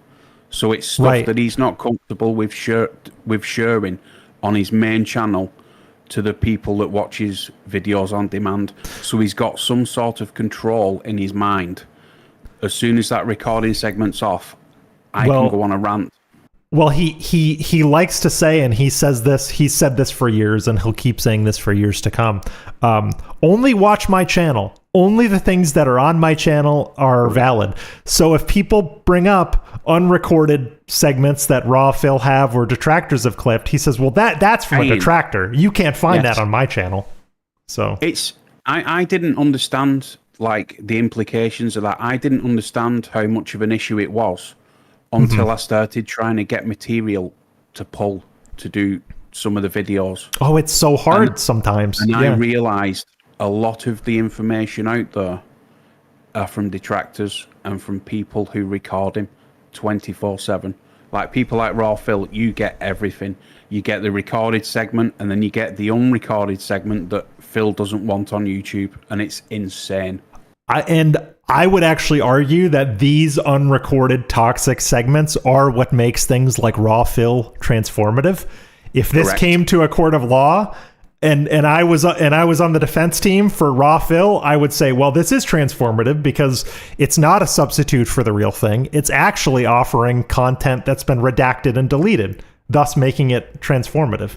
Because he wants to, he's always wanted to write his own story, and his way of recording certain things and not recording others is a way of doing that. So yes. And I just want, I'm sorry to interrupt. I want to get your take on something that Beavis Bateman is asking in the chat. Is this part of the TISM? Meaning, is leaving out recordings part of the TISM? I don't think so. I think it's more the narcissistic image. But what do you think about that? Well, if you look at the definition of autism, it comes from the Greek word of autos. I don't know if I'm pronouncing that correctly, but it basically, autos means self, and the guy who coined the term used ism from the English language. So the definition of autism literally means selfism. So you're already starting off with somebody who's basically inward looking, quite narcissistic. Now, I'll tell you another little nugget I got off my wife.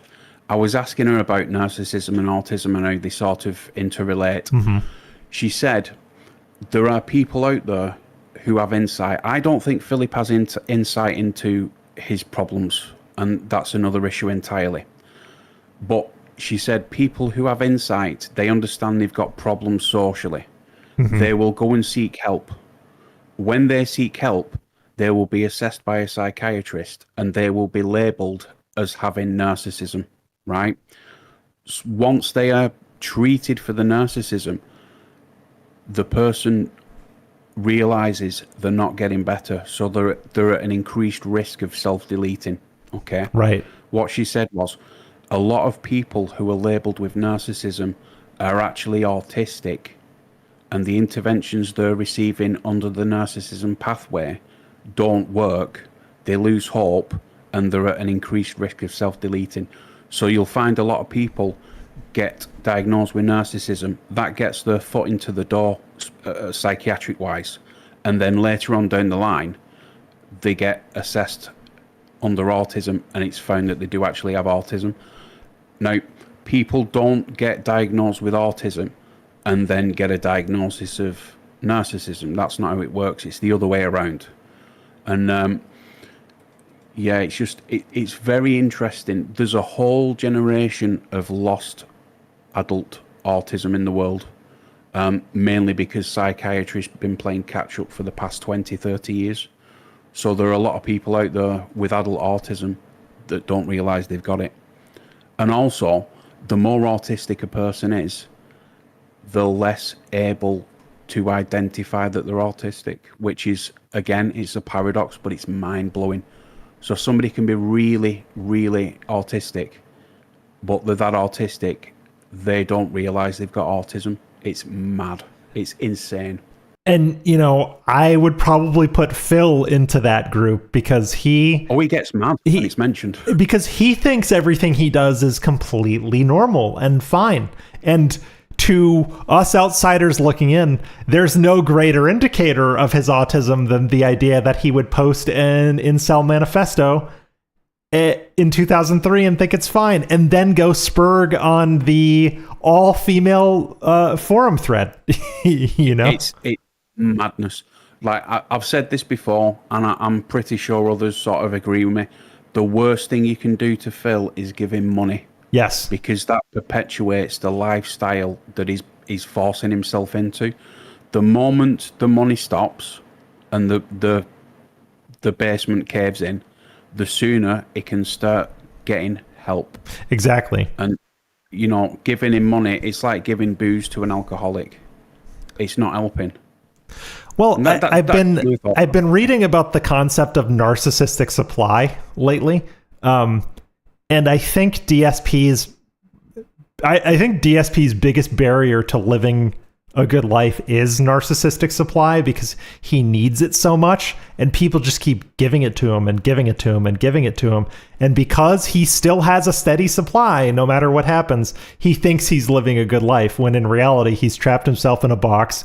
He's miserable, only trying to convince himself that he's not. When you say narcissistic supply, what does that mean? Well, again, I'm a layman, kind of reading things on the internet, so I guess take it with a massive grain of salt. But I think he's looking for acceptance. He's looking for people to like him. To me, that's his narcissistic supply. Sometimes that means money. Sometimes that means people like Derek hanging out with him in chat, being a nice, positive guy and things like that. He wants signs of acceptance that he can show to people. That's why he says, oh, when I played this game, you guys came out in droves. That's why he loves to say, oh, support yesterday was amazing. You know, this, that, and the other thing. It's something that validates his narcissism to me. I could be reading it completely wrong because I am a layman, but... Yeah, that could be plausible. A lot of people think he's isolated because of other people. I think he self-isolates on purpose. I think he loves being in that little room twice a day, streaming to a camera. He can't see other people's body language. He doesn't have to verbally interact with somebody else. I think Phil is exactly where he wants to be in life. And I think everything else is just, you know, smoke and mirrors. I honestly think he loves being in that little room, and I think he does it on purpose. And I think it's part of being like in autistic regression and possibly autistic burnout as well. So like autistic regression, when you're a child and you're growing up and you're neurodiverse, and you know you may or may not have problems socially, you may or may not be, you know,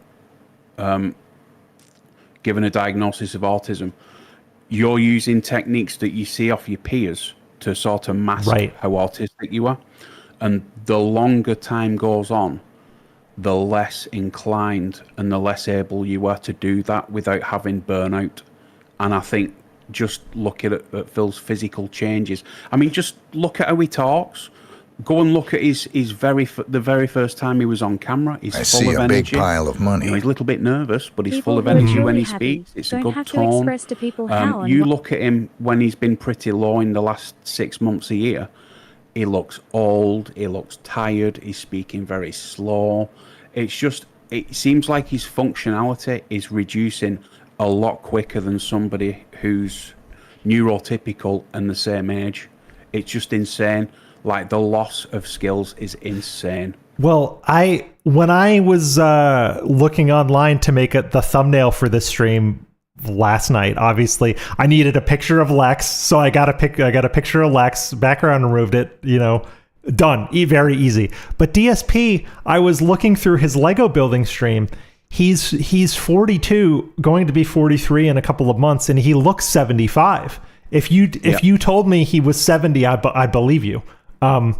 It's incredible how it just looks like when he's building the Legos, it just looks like he's in an adult daycare and he's doing an activity. So I've got a challenge for you and everyone who's interested in this. Okay, guys, go and look up King Cobra when he was in his prime. So we're talking 2010, 2009. Go and have a look at his videos. Have a look how he talks. Have a look at how energetic he is, how cleanly he is, right? And then you go and look on King Cobra's channel for the latest video, and you compare. And you can also do that for Chris Chan. Yes. You go and look at Chris Chan's old videos when he's doing karate moves in front of that car from like 2010, whenever that was. In fact, that was older than 2010. And then compare it to now. And you tell that is literally evidence of autistic burnout on both parties. Well, I've already done this with Cobra just because I've been interested in Cobra kind of tangentially because Indrid and Decepticon used to do the Circle of Protection stream where they watch Cobra. So I went and I watched his older stuff. He's doing his makeup. His hair is clean. He has hair. He's going to the doctor. He's brushing his teeth. He's doing everything he needs to do to fit in and be part of society. But lately, he's got no hair left. His teeth are falling out of his head. He can barely form a sentence. He's completely isolated and burnt himself out. Absolutely, I would agree with that. I will say, as sort of an add-on to that, we know he drinks alcohol. We don't know how much and how often. I mean, he could be knocking back what do you call them, like 8-ounce cans or something in America? Yeah, it's about it's something like it's like 12 ounces or something like that. Yeah, 12 ounces. Yeah. So he's knocking back 12 ounces all day, every day, and getting 4 hours sleep, waking up, and he's basically starting again from square one. We also don't know what medication he's been on. Mm-hmm. So, like some of the psychiatric medication, especially around like hallucinations, if he does have them, I'm not saying that he does. But if he's on certain psychiatric medications for other issues, that could also be taking its toll on him. Mm-hmm. But the difference, King Cobra, Chris Chan, DSP, look back at the old stuff, look at the new stuff. It is night and day. It's literally evidence that you cannot deny that something is going on. And I mean, even if you look just at Phil, I've said this countless times. We have seen his retreat into the Snort Fort very, very starkly, because when Leanna was around, they would go out and do things. There'd be vlogs. They'd be going to restaurants. They'd be interacting with people. They'd be out in the world. Now it's a small corner of this small little room that he's able to say whatever he wants every day and log off. That's his existence. 6 figures a year. Yes. Yes. So you can see why I'm saying if the money stops, I think Phil will have to seek help. That's literally what he needs in his life. That's the intervention. Yeah, I mean, I've had addicts in my family, and this does feel like an addiction to me in a lot of ways. And sometimes tough love with addicts is to cut them off, sort of let them hit bottom so that they can get the help they need. Because the problem is Phil is caught in a feedback loop where he thinks that, oh, if people keep tipping me, things are okay. If I can... I hear him talk like an addict a lot in terms of how he deals with time too. You'll hear him say, oh, if we can just get through this week, if we can just get through this month, if we can just get to where the new releases are coming out, things will be okay. And addicts are very much like that. If you've ever dealt with them directly, they'll say, I just need enough to get through the end of the month, and then I'm straight, I'm good, I'm fine. And DSP talks exactly like that. Yeah, pretty much. Like, I'm enjoying doing the deep dives for the videos that I have done, that I've put up. Mm-hmm. I've got something like 500 gigabytes of footage. Wow, okay. That's not even close to touching the sides on some of the issues I want to talk about. It's insane. I've always enjoyed watching Phil's antics being dissected by other detractors that are on YouTube. But when it comes to making your own content and like trying to get in the information you want to make an astute point about something, it's very time consuming and it's very difficult. So I just like to say big ups to all the detractors out there that literally enjoy doing this sort of stuff and do it well.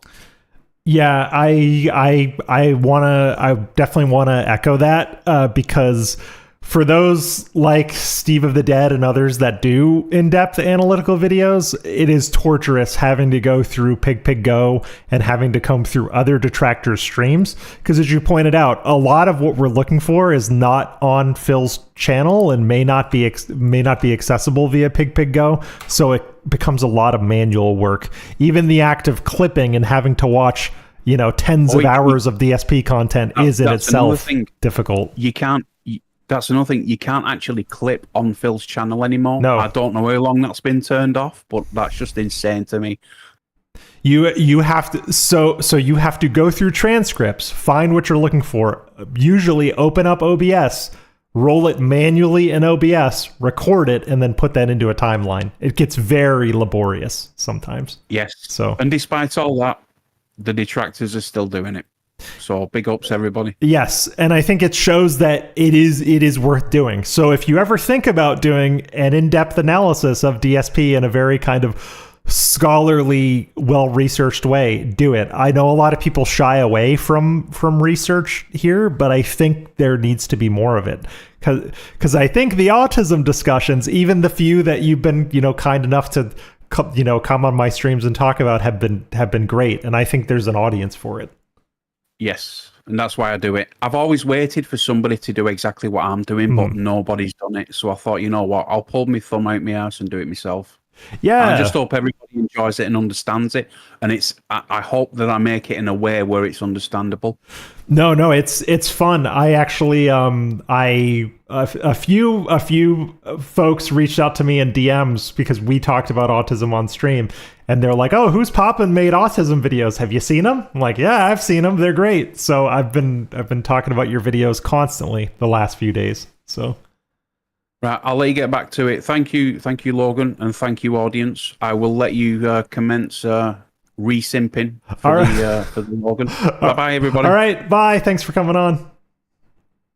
Who's popping, everybody? Big ups. I know. Astrodonis said he wanted to get on. I want to let this roll a bit, get into this RTU segment, and then if Astro is still here, I'll grab him in DMs and get him on. But I want to get I'm going to let this roll for a second. I got to go send some beg tweets.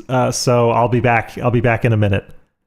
So in regards to all of this, I don't give a shit about any of it. I really, really don't. Wait, that's the wrong clip. I had the RTU. Yeah, here it is. I had the RTU segment pulled up. Here we go. What you should do if you're going to benefit from watching someone else's content in a negative way, you should actually watch their content, all right? Not someone else's. Now, you might say, well, Phil, I don't understand. Are you sure you're not exaggerating? Well, I mean, all I got to do is look over here in related videos and show you that 9 days ago he streamed a stream. There's my head. There's my leg. That's my leg in the thumbnail there, okay? And if you go to his channel, you'll literally see that's every single stream. I wish that I was exaggerating, but every single stream is my face, my body parts, me, everything there. It's always me. The guy is literally 100% fucking obsessed, right? Like, no exaggeration. This guy is going to become like, what's his name? The killer from fucking Silence of the Lambs, the guy who puts you in the hole and says it rubs the lotion on his skin or else it gets the hose again. And he wants to like rip your face off and wear it or whatever. Like, that's the level. At this point, you know what I'm saying? Like, he's that crazy. Okay? So,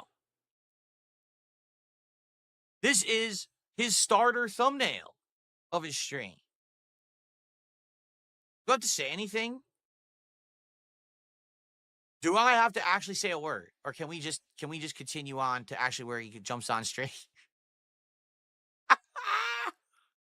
Like, it just...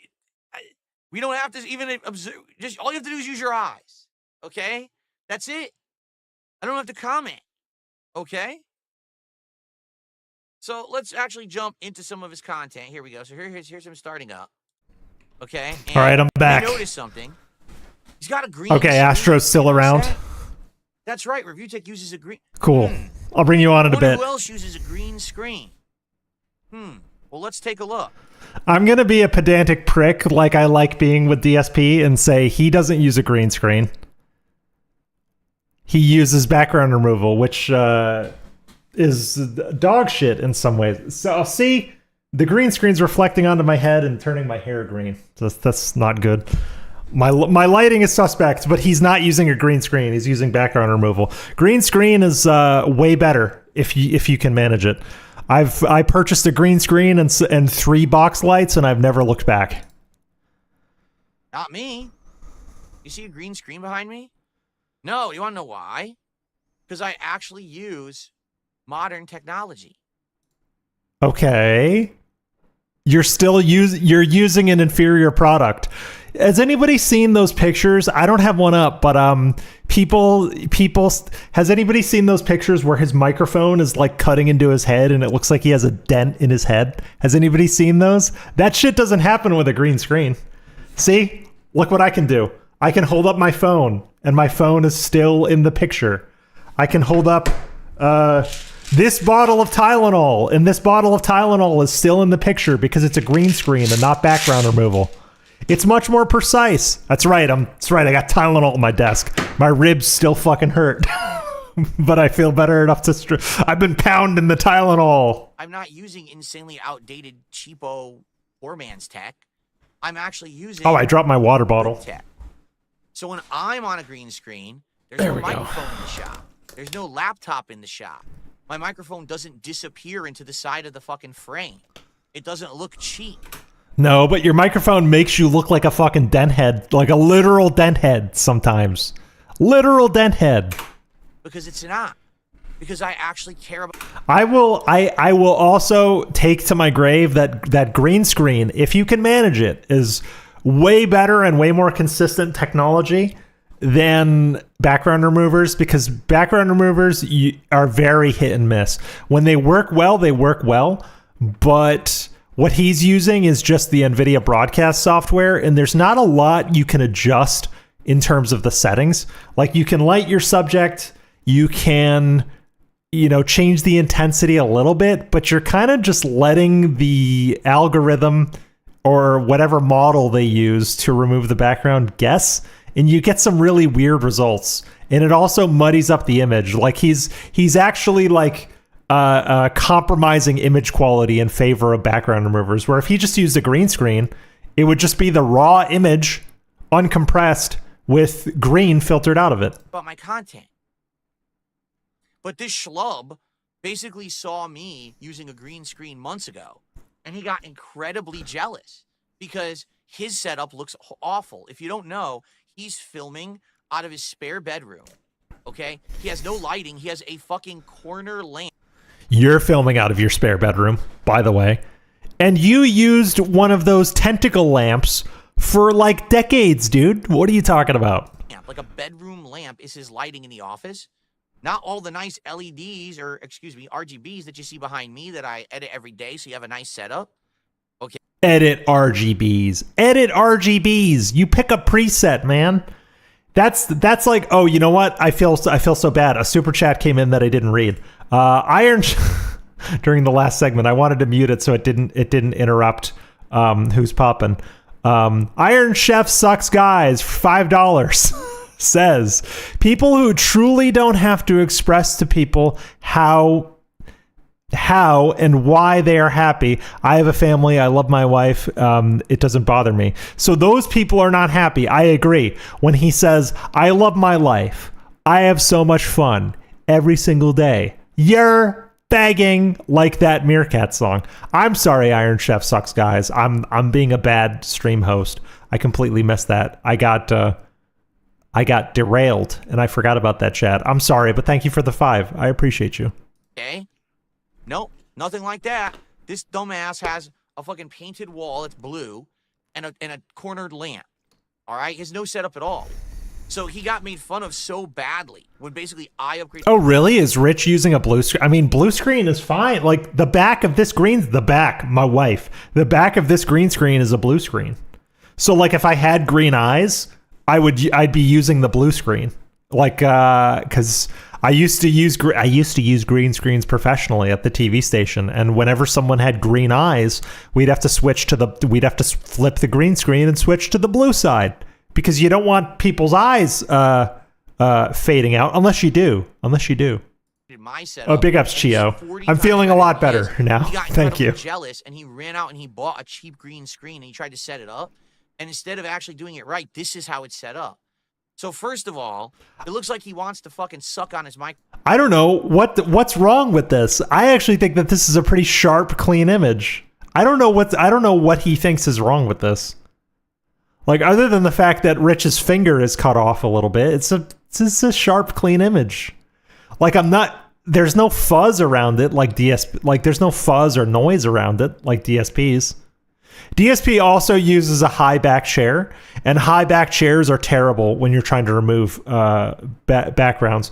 When I moved into this place, I intentionally started using a low back office chair so that I wouldn't have to worry about removing the chair from the image. It's just less. It's much more efficient. Microphone, doesn't it? Does he not realize? Fucking dentist chair. Have to be in your mouth, like my yes, Chio. It's a problem because it's rich. 7-8 inches away from my mouth. It sounds fine, doesn't it? No, it doesn't. Does it sound here's what it would sound like if it was as close as. That's better. That's factually better. That's talking closer to the microphone is better. Especially that one. Especially the Shure SMV4. The Shure SMV4, you have to be right up on it. You can factually get better or different results. Like, that sounds better. You just debunked yourself, DSP. Does it sound here's what it would sound like if it was as close as he has it in his mouth. Listen to how much more rich, pun intended, that sound is when he does that. And I'm guilty of it. I don't speak nearly as close to my microphone as I should. But it is what it is. But it's a fact that if you speak closer to your mic, there's more richness to your sound and your signal. Okay. Now mine's a little deeper, but in truth, I'm not like self-conscious about. Like, truly, if he spoke like this and dropped the bass frequencies like 1 or 3 dB, he'd be set. He'd be done. He'd never have to touch anything. His sound would be ultra rich, but he doesn't think that way. Like, this is objectively better. My testosterone levels. So I don't care that if I sit back a little bit slightly more. I also do have to compliment RTU on one thing. RTU's voice is 100 times better than DSP's is for this kind of thing. DSP has turned his voice into like a fucked up smoker's voice. Like, he is vocally morphing into Linda Burnell. Linda Salvagno Burnell, by the way. Because his voice is becoming more and more gravelly and diminished over time. That my voice is a little bit more. Yeah, I will give to RTU that he does have a voice for podcasting. He 100% does. He's just a fucking idiot. Or high pitched. I think Rich is a little self-conscious about that, because if he had a high pitched voice, then everyone would make fun of him even more. So he has to like kiss the mic. But you have a high pitched voice, DSP.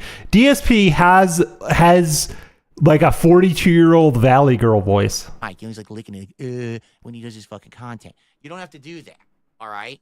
At all. This is stupid.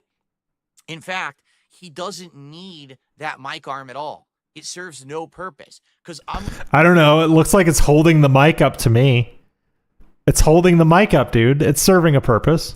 Allow me to show you what the purpose of a mic arm is. Are you ready? Here's why you need a mic arm. Because if you have one, right, you can do awesome stuff. I can look like I'm on the beach. Yeah, but this is not your mic arm that's creating this shot, DSP. It's your NVIDIA broadcast background remover. Like, this has nothing to do with the mic arm. You don't need a mic arm if you put a lav mic on yourself. And I have contemplated streaming with a lav mic. I have an XLR lav mic that I've been ready to hook up. But the problem with lav mics is it's very difficult to make them sound as deep and as rich as your typical condenser microphone that you'd use for streaming. But don't think that I haven't thought about using a lav mic, because if you want to eliminate the mic arm altogether, that's what you fucking do. But then I can go to a wide shot and you can actually see my setup in the studio. This is a terrible shot, by the way. The idea that this mic cuts this shot down the middle is terrible. He actually should move his mic to the sides so that this is more at the edge. He's not using the rule of thirds. This is distracting. This is incredibly distracting. And the lighting at this angle is terrible. Well, his lighting is terrible at baseline. Anyway. When I'm playing a game, I can change my camera angle. So now the mic arm is repositioning the mic so it's not in the way of the shot. But how's the mic arm repositioning the mic if it hasn't moved? Like, see, I can get into semantics too. What is the mic arm actually doing? It's not the mic arm, it's the shot that's moving. And this is poor for this shot. This is poor mic placement because it's distracting. So now you can get a cool face cam over here, but then I could Oh, there's no way he knows the rule of thirds, Chio. Because he's not into like any artist or anybody that's worked in like media creation or production knows the rule of thirds and knows that you place certain things in certain thirds of your canvas, right? Because if you break the rule of thirds or you have something go between two lines, between two of the thirds, it can be distracting. To me, this is distracting because it's basically right on the line of where this canvas, if you're looking at it as a canvas, should be divided. I would say find a way to place the mic here, either flip the shot or something. Honestly, if he mirrored this shot and flipped it and the mic was here instead of here, it'd probably look better. But because it's right on the line, a line of action, as they call it, it just looks very strange, and that's called a collision. That's called a collision to your eyes. You know, at least in editing, when I was learning to edit in college, they would call this collision. The idea that you'd switch to one shot and the mic would be like here where my hand is, and then you switch to another shot and you're breaking the line of action, you're flipping the line of action, and then you're putting the mic sort of in the middle of the screen. That's a collision. And that's an actual film technique like used to shock the viewer and make them uneasy. And DSP is like inadvertently doing it with his dented fucking setup. Now you can get anybody that knows the work of Sergei Eisenstein, specifically Battleship Potemkin, one's in the chat if you know Battleship Potemkin. That whole film is collisions. That whole film is shots that conflict with one another in order to scare and build tension in the viewer's mind. But you're not supposed to use the technique of collision like this. It's very strange to me that he's facing a different direction and his mic is in a different place. It's distracting. It serves no purpose. Cool face cam over here, but then I could just go right back to the show over here. You see, that's yes. the purpose of the mic. I'm glad somebody knows about Battleship Potemkin. Battleship Potemkin is no lie, one of my favorite things to watch. It's still good. It's still good, like almost 100 years later. It's incredible. Rich doesn't make content that requires that mic boom on. You should all watch the Odessa Steps sequence of the Battleship Potemkin. It's on YouTube. Look up Battleship Potemkin Odessa Steps. Amazing sequence. One of the best edits in all of cinema. Stare like a fat fucking sack of lump. That is what he is, a sack of lump. Okay, and he just talks like this into it. Yeah, Beavis. Sometimes his big head collides with the mic. Right? Like, that's collision. Also, let's go. You notice that I'm able to read all of your fucking text or text in the chat right now. I can respond to all of it. But you notice I don't have anything in front of me? Do you see a laptop? Yes, Battleship Potemkin is on YouTube in full, but the sequence I would point out, because I wouldn't ask anybody to watch the whole thing. I think the whole thing is worth watching if you have the patience for it and if you have the time. But the sequence is known as the Odessa Steps. Is like the famous sequence with the lion statues. It's amazing. One of him, I'm gonna show you later, because he takes his shirt off, but he doesn't want to show like his nipples and his disgusting stomach. So he actually blocks his body with the laptop. So he says, "Oh, my shirt's off." Dude, if Phil actually wanted to felt rich, what he should do right now is just rip his fucking shirt off and be like, "See, I'm not rich." Because he's trying to do this like blood sport style. Because this is kind of like fake blood sports, where he wants to insinuate that they have some kind of beef or rivalry, but he's not really doing much. If he were the Uber Chad that he's saying he is, he would rip his fucking shirt off and go, "See, what are you gonna do about it, motherfucker?" but he actually isn't topless because the laptop is blocking this disgusting, sagging part of his body. So it's just ridiculous that this fucking guy makes content that anyone watches to begin with. And on top of that, his setup is so lame. He thinks that copying me, okay, Rich, you're not copying me. You're a sad, pathetic attempt to be me. You wish you were me. Yes, he wishes he was DSP. Hold on. So I showed this for a very specific reason. I think, yes, okay. So this is from DSP's own stream. So DSP just lectured Rich on his setup and everything wrong with it. Burdock Root Farmer says, for $2 Aussie, if I were an Asari, I'd write my dissertation on DSP. Could you imagine the Asari on Ilum in Mass Effect? Is it Ilum? Is Ilum the business planet or the Asari home planet? I forgot. But basically, the Asari home planet is like one big university where Asari like study. It's very scholarly. Could you imagine Asari scholars studying DSP? It'd be incredible. Man, I want to play Mass Effect what now. What is it like playing on a joystick? And I was like, well, joystick to view the TV. Here we go. To show you again. This is his 3-camera setup. Let's fucking go. I sort of had an aneurysm watching this. Here we go.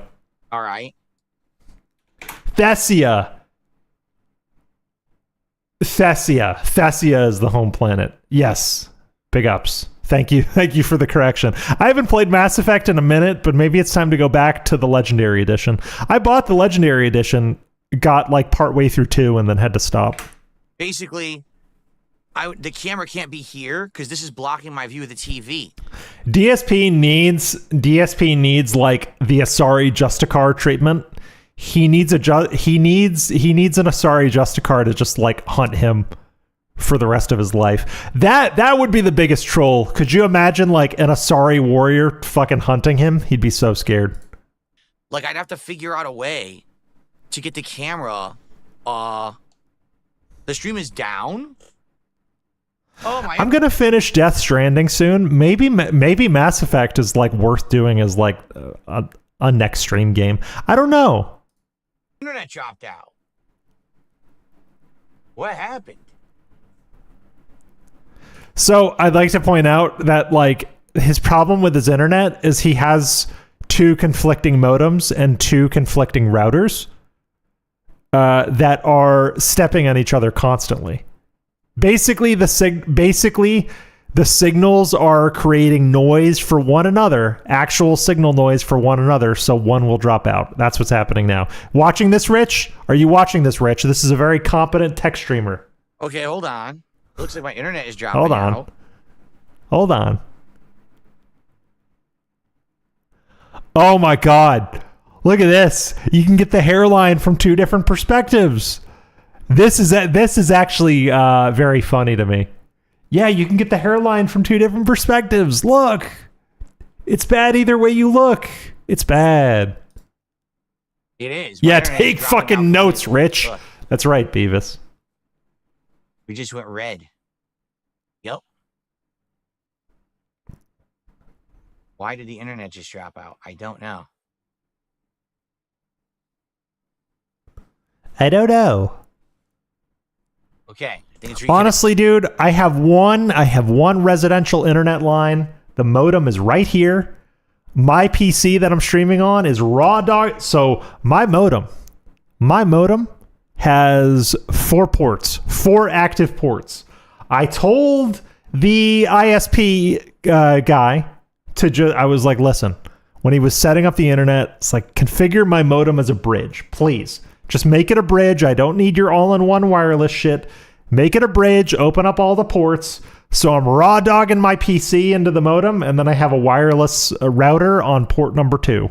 So that everything going out to stream has its own dedicated port on the modem, and nothing attached to the router is fucking with it. Just one residential line, none of this 2 business line bullshit. That's all you need. Acting. I think I'm reconnecting. I think so. It shows in the green now, but my chats are still crashed. People say to never go to the modem raw, but I've done so ever since we moved into this place 3 or 4 months ago, and I've never looked back. Yeah, that's right, Slug. His solution is to just wait. On demand, you don't even know what's going on. It looks like my internet dropped out. My internet's fucked up. Right back. I'm just gonna wait. Which means it can't be a DDoS attack, because if it was a DDoS attack, it wouldn't have come back that fast. This is also like very telling to where his mind is at, where he thinks that every internet dropout is potentially a DDoS attack. And like, no, sometimes the internet just be weird. Like, even if you have this structure that I'm sitting in was completed last October. Like, this structure was completed October 30th of 2024. Brand new. New lines. Everything's new. If the internet drops out here, it's probably the internet just being weird. Sometimes the internet be like that. Perpetual victim. Weird. That's right, Ere. The chats are dead, though. Perpetual victim. Let's see. Fuck that guy. This is no internet access, yet I'm broadcasting. How is that possible? Because it's a separate router. If one router or switch works and the other one doesn't, it's a router or a switch issue. Like, look, there, it has nothing to do with your internet. Yeah, it's working because I can see the chat is moving here. So I'm back. Mr. Roxas says, where do you think Phil's going to be 10 years from now? Exactly right here, my man. Like, exactly right here. It's going to be no change. Fuck, man. If I'm 45 and still making detractor content in 10 years, fuck my life, man. What would my life become if I was still 45 and making detractor content? No. But the chats on my laptop are See, dead. Lefty was smart. Lefty got out of the streaming game while he was still young. I'm still here. How is that possible?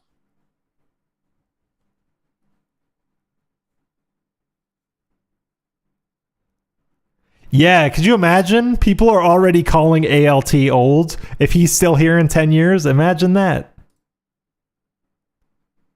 I thought about setting up 2 cameras this morning, sort of as a gag. But when you use a green screen, setting up 2 cameras with a green screen and making it not look weird is more difficult than you think. I tried last night. Because what I do is I set up all my shit the night before for these morning streams, and then I kind of just I walk into the office, turn it on, and hit the stream. Very simple. Weird.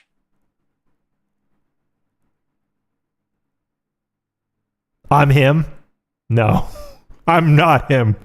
I'm never gonna be him. Internet. What do you mean? How could I never was him. Here, but internet over here. That doesn't even make sense. Let's see if I got internet on my PC here. I do. He doesn't understand that they're 2 separate networks. One is down and one is not. And we're all you see this, Rich? Thing. Are you watching this, Rich? Oh, but it's very slow.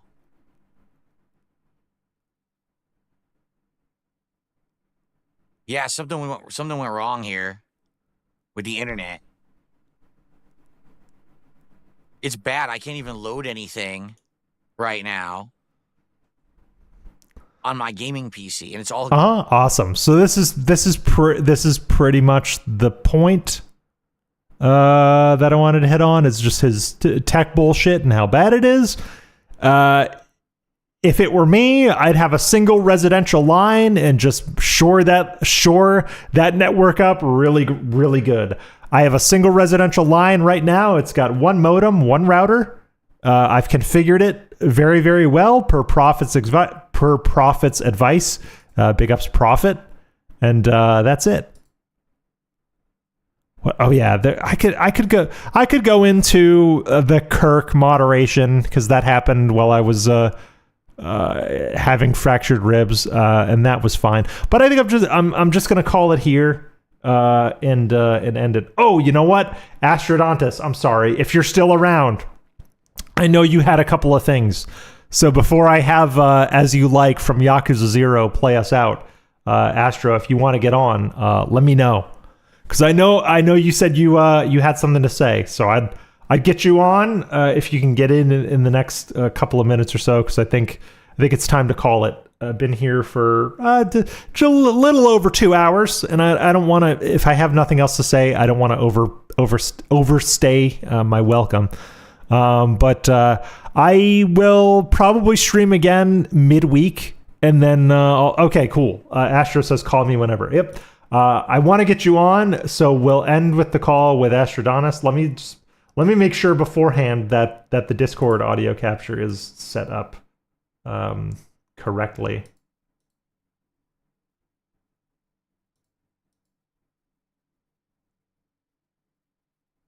I think that'll work. Click off. Discord, Astrodontus. Okay, I gotcha. I think I've got the Discord issue sorted out. I'm going to call you. I'm going to call you now in DMs.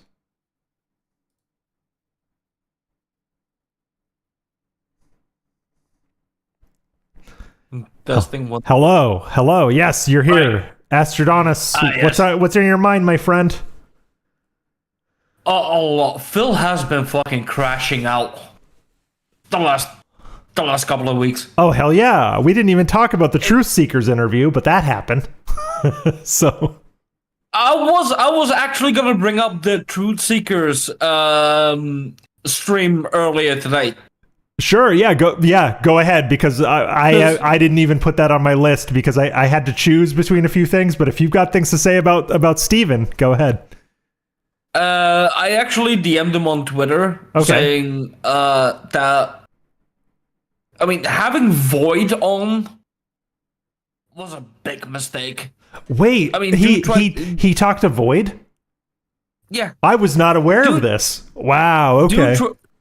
Dude tried to say that one of his friends passed away, and in the will, it said that he would have to give money to Phil. If true, that is funny, actually. It's not even true, because Void has said over the last months and shit that Kino Casino sent them. Oh yeah, well, because I asked a few people about Void, and he's definitely a Kino guy, but even as a joke, willing money to Phil, it's funny, but I don't know, that's kind of sad, even as a joke to me. Please give this money to Phil. My God. Yeah, but Steve isn't into, the LARPing shit. He takes everything serious. Yeah, that's kind of, I brought him up a little while ago, just kind of as an aside. He doesn't understand the fine line between LARPers, sincere fans, and trolls, because there's a very fine line between the three at times, and I don't think he has enough knowledge to quite interpret that. So you're right. I think the problem, because I've watched a couple Steve streams, and the problem I have with him is he takes everything at face value, and DSP cannot be taken at face value. I think that's part of the problem him and Broside Phil had when talking to Phil in the interview. You cannot approach Phil with sincerity. You have to approach Phil with the assumption that everything is fake. You know what I mean? Yeah, and the people that he's getting on, like, they're people in the vortex, but they're cloud chasers. Okay, interesting. So you mentioned Void. Who else has he had on? I haven't kept up with a lot of the Steve stuff. Toxicity Unmasked. Okay. Well, I'm not surprised about him talking to Toxicity Unmasked, because she's relatively new to all of this, and I think there is value in getting someone relatively new to Phil to talk on a show. But she had videos and streams from over a year ago. Oh, over a year ago. See, I don't know a lot about this lady, other than she started streaming pretty regularly about a month ago. But I didn't know she had content about Phil from that long ago. So it sounds like she's been lurking for a while then, yeah? Yeah, and when she first popped up, she tagged like every big detractor channel. Ah, okay. thanking them for endorsing her and being on her stream, even though no one was there. Yeah, I mean, I guess I guess it's fine. Listen, if you want to use the detractor community as a stepping stone, a lot of people do that. That's fine. But if you're approaching it like that and sort of tagging people that weren't there, I find that a little, I don't want to say too much on this, but I find that a little suspect, you know? I'd say just make my approach to everything is make the streams you want to make and people show up, you know? That's pretty much my approach. So I mean that in itself would be fine if it wasn't for the fact that she offers life coaching. Yeah, I've seen people talking about that. Yeah, for $60 an hour. Yeah, that's I pay an actual therapist that much to talk to me. Yeah, and she has zero. Yeah. Zero certifications. I find I've heard people talking about her credentials and things like that. My opinion on this is I'm going to be very careful about this. My personal opinion is if you need help dealing with narcissistic abuse, you should go to a licensed therapist because medical licenses are there to protect you as the patient. They ensure a certain level of competency, and there is recourse if things go wrong with your treatment. Unlicensed counselors, they exist. If people want to go to them, that's fine. But I would never recommend that anybody goes to an unlicensed therapist personally. And for me, I'm going to confess, I'm in therapy. I pay a licensed therapist lots of money to listen to my problems and help me cope with things and work through things. And I prefer someone who's licensed because it ensures a base level of competency. That's just my opinion on it, you know? Also, this might be a rare opinion, but for once I'll agree with Trayan. Wow! She literally has no idea what she was talking about. Okay. Well, even in the recent lore, when Steven brought it up, she was like, I don't really know. I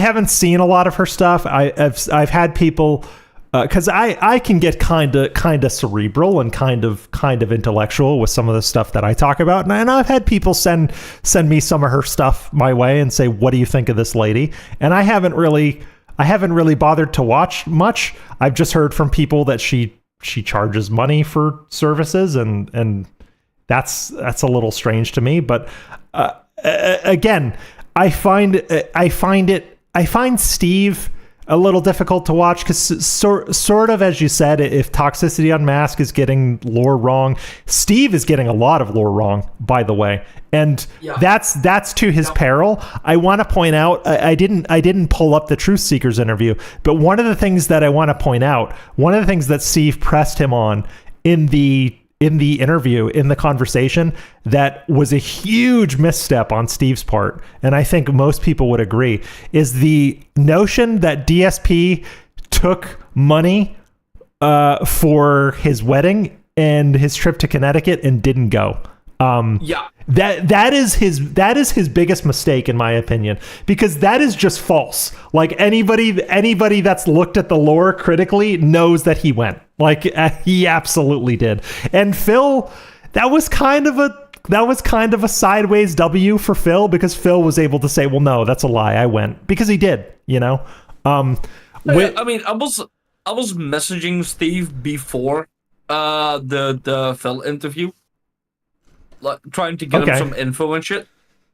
And right after I did message him saying, like, dude, the things that have received for, great job. Yes. But everything that you don't have received for, you were so fucking wrong. Yeah, and the thing is, like, I know that's not really that's not really my style to reach out to people directly after I watch stuff. But I admire you for doing that, because I think that there is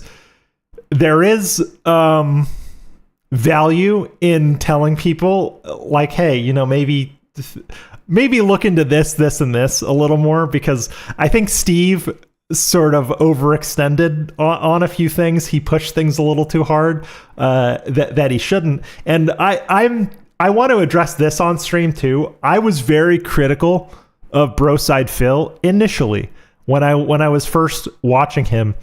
Sort of try to come at Phil with evidence, defending his honor and integrity and everything. Because I guess for me, I wanted Phil to come out and say, "Oh, you got me." And I think the idea that, like, even Broside Phil, coming at him with detective experience, law enforcement experience, having all these receipts, that didn't work. That made me kind of disheartened, and I judged Broside Phil for it unnecessarily. And what the realization I kind of came to by myself after that, and I messaged Broside Phil about this. I was like, listen, I judged you way too harshly. You did great with the situation you were in. The reality is, no one is ever going to get Phil. I'm convinced that no one is ever going to get Phil in a line of questioning. He is never going to confess. He is never going to admit to anything. He will always deny, deflect. There is no getting him, because if there was ever a chance of that happening, it was Broside Phil, to be honest with you, I feel that Broside, the Broside segment went on a bit too long.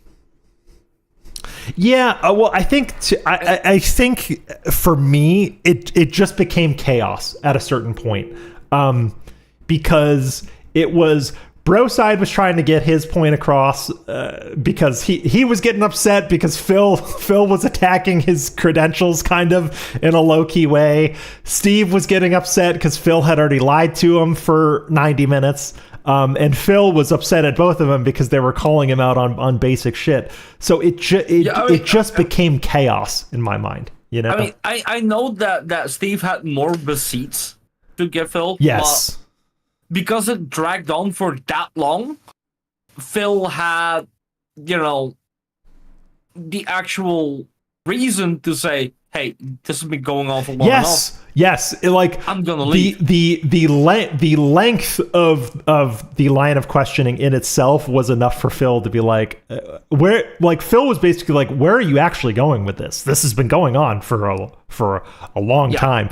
And there is something to be said for brevity. I don't want to second guess. I don't want to second guess Broside Phil specifically, because I think he has single-handedly given us more context on Phil's dealings with the Renton PD than I thought we would ever get. So the fallout from that, the fallout from amazing. This is legendary, and people are going to be talking about this for years and years to come. And I honestly think that Broside did a great job with the situation he was put in, because he was asked to be on a stream with a guy he didn't know and talk about a dude that none of us are quite sure how to talk to DSP directly, because none of us have really done it. You know what I mean? It was an impossible situation looking back on it. In hindsight, he did a good job. Yes. It just dragged on for too long.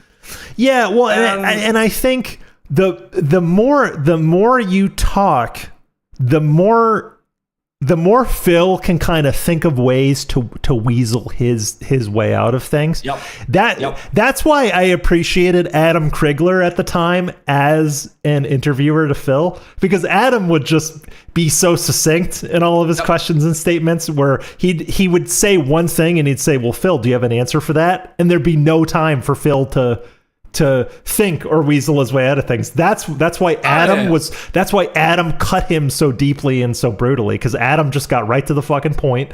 But I think the format of the interview didn't really allow for for those kind of quick cuts. You know what I mean?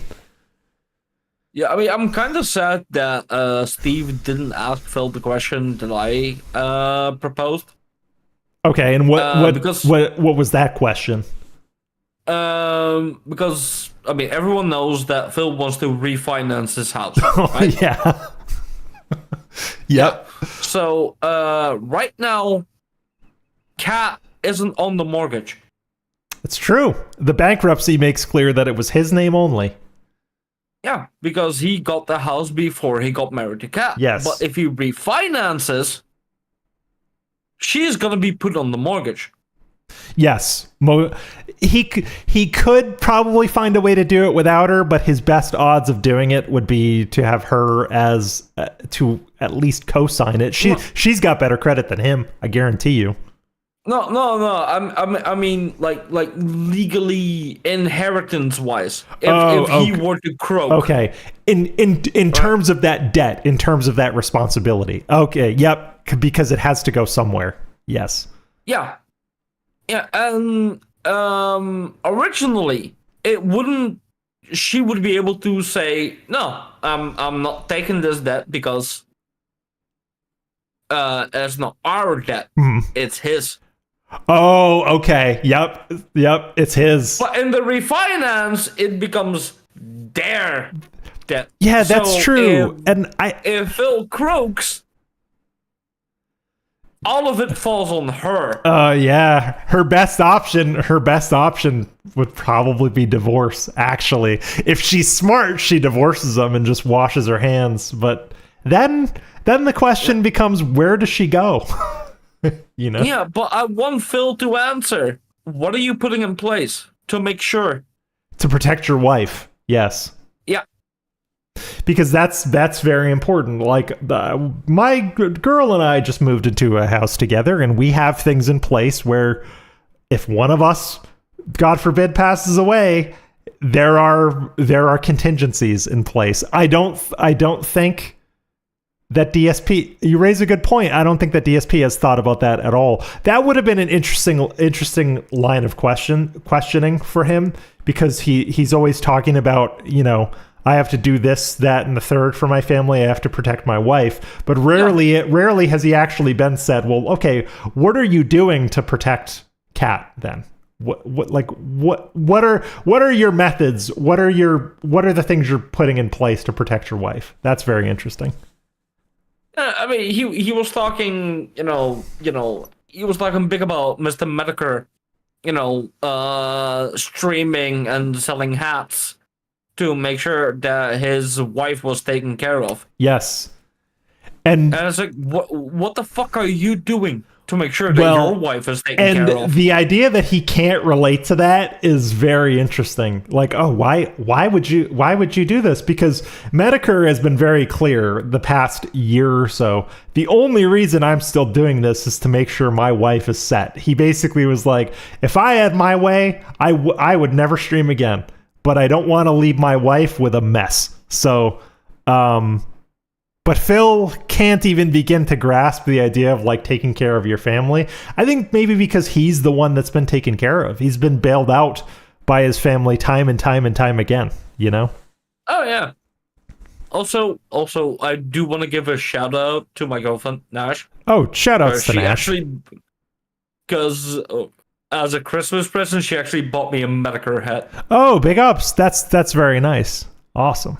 I got a hat for my hat. Nice. Very, very good. Yeah, I don't own a Medicare hat myself. I'm not really a hat guy, but maybe I should start. This was good. Thanks for coming on. I'm glad we got to talk a little bit about truth seekers, because that was not something I put on my list, because it was like during that time I was mostly sleeping off the pain. But I'm glad we got to talk about it. Anything else on your mind before we go? Well, I mean, we do need to schedule the Doom 2 yeah, react. you've been telling me about him playing the actual Dune, the OG Dune 2.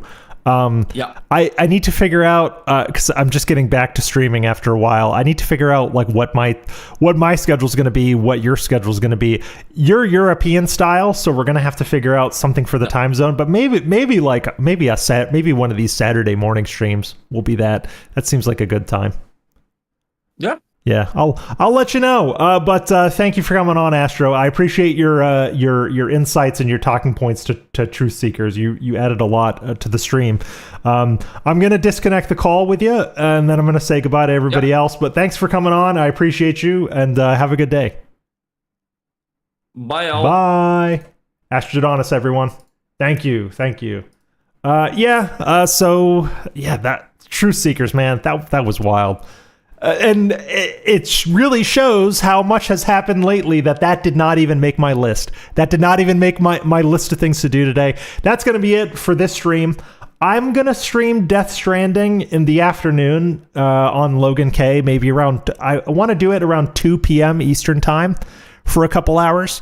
So I'll see you there. And then I want to stream midweek on this channel, something else, whatever happens. And then I do have an idea for a short DSP video that I'm working on. So keep an eye on the channel. There will be more stuff. I was laid up for a few weeks because of my fractured ribs, but I'm functional now. So thanks for coming to the stream. Thanks for everybody that's contributed. Big ups, everybody. I'm going to play you out with As You Like from Yakuza 0. So enjoy the song as we go, and have a nice weekend.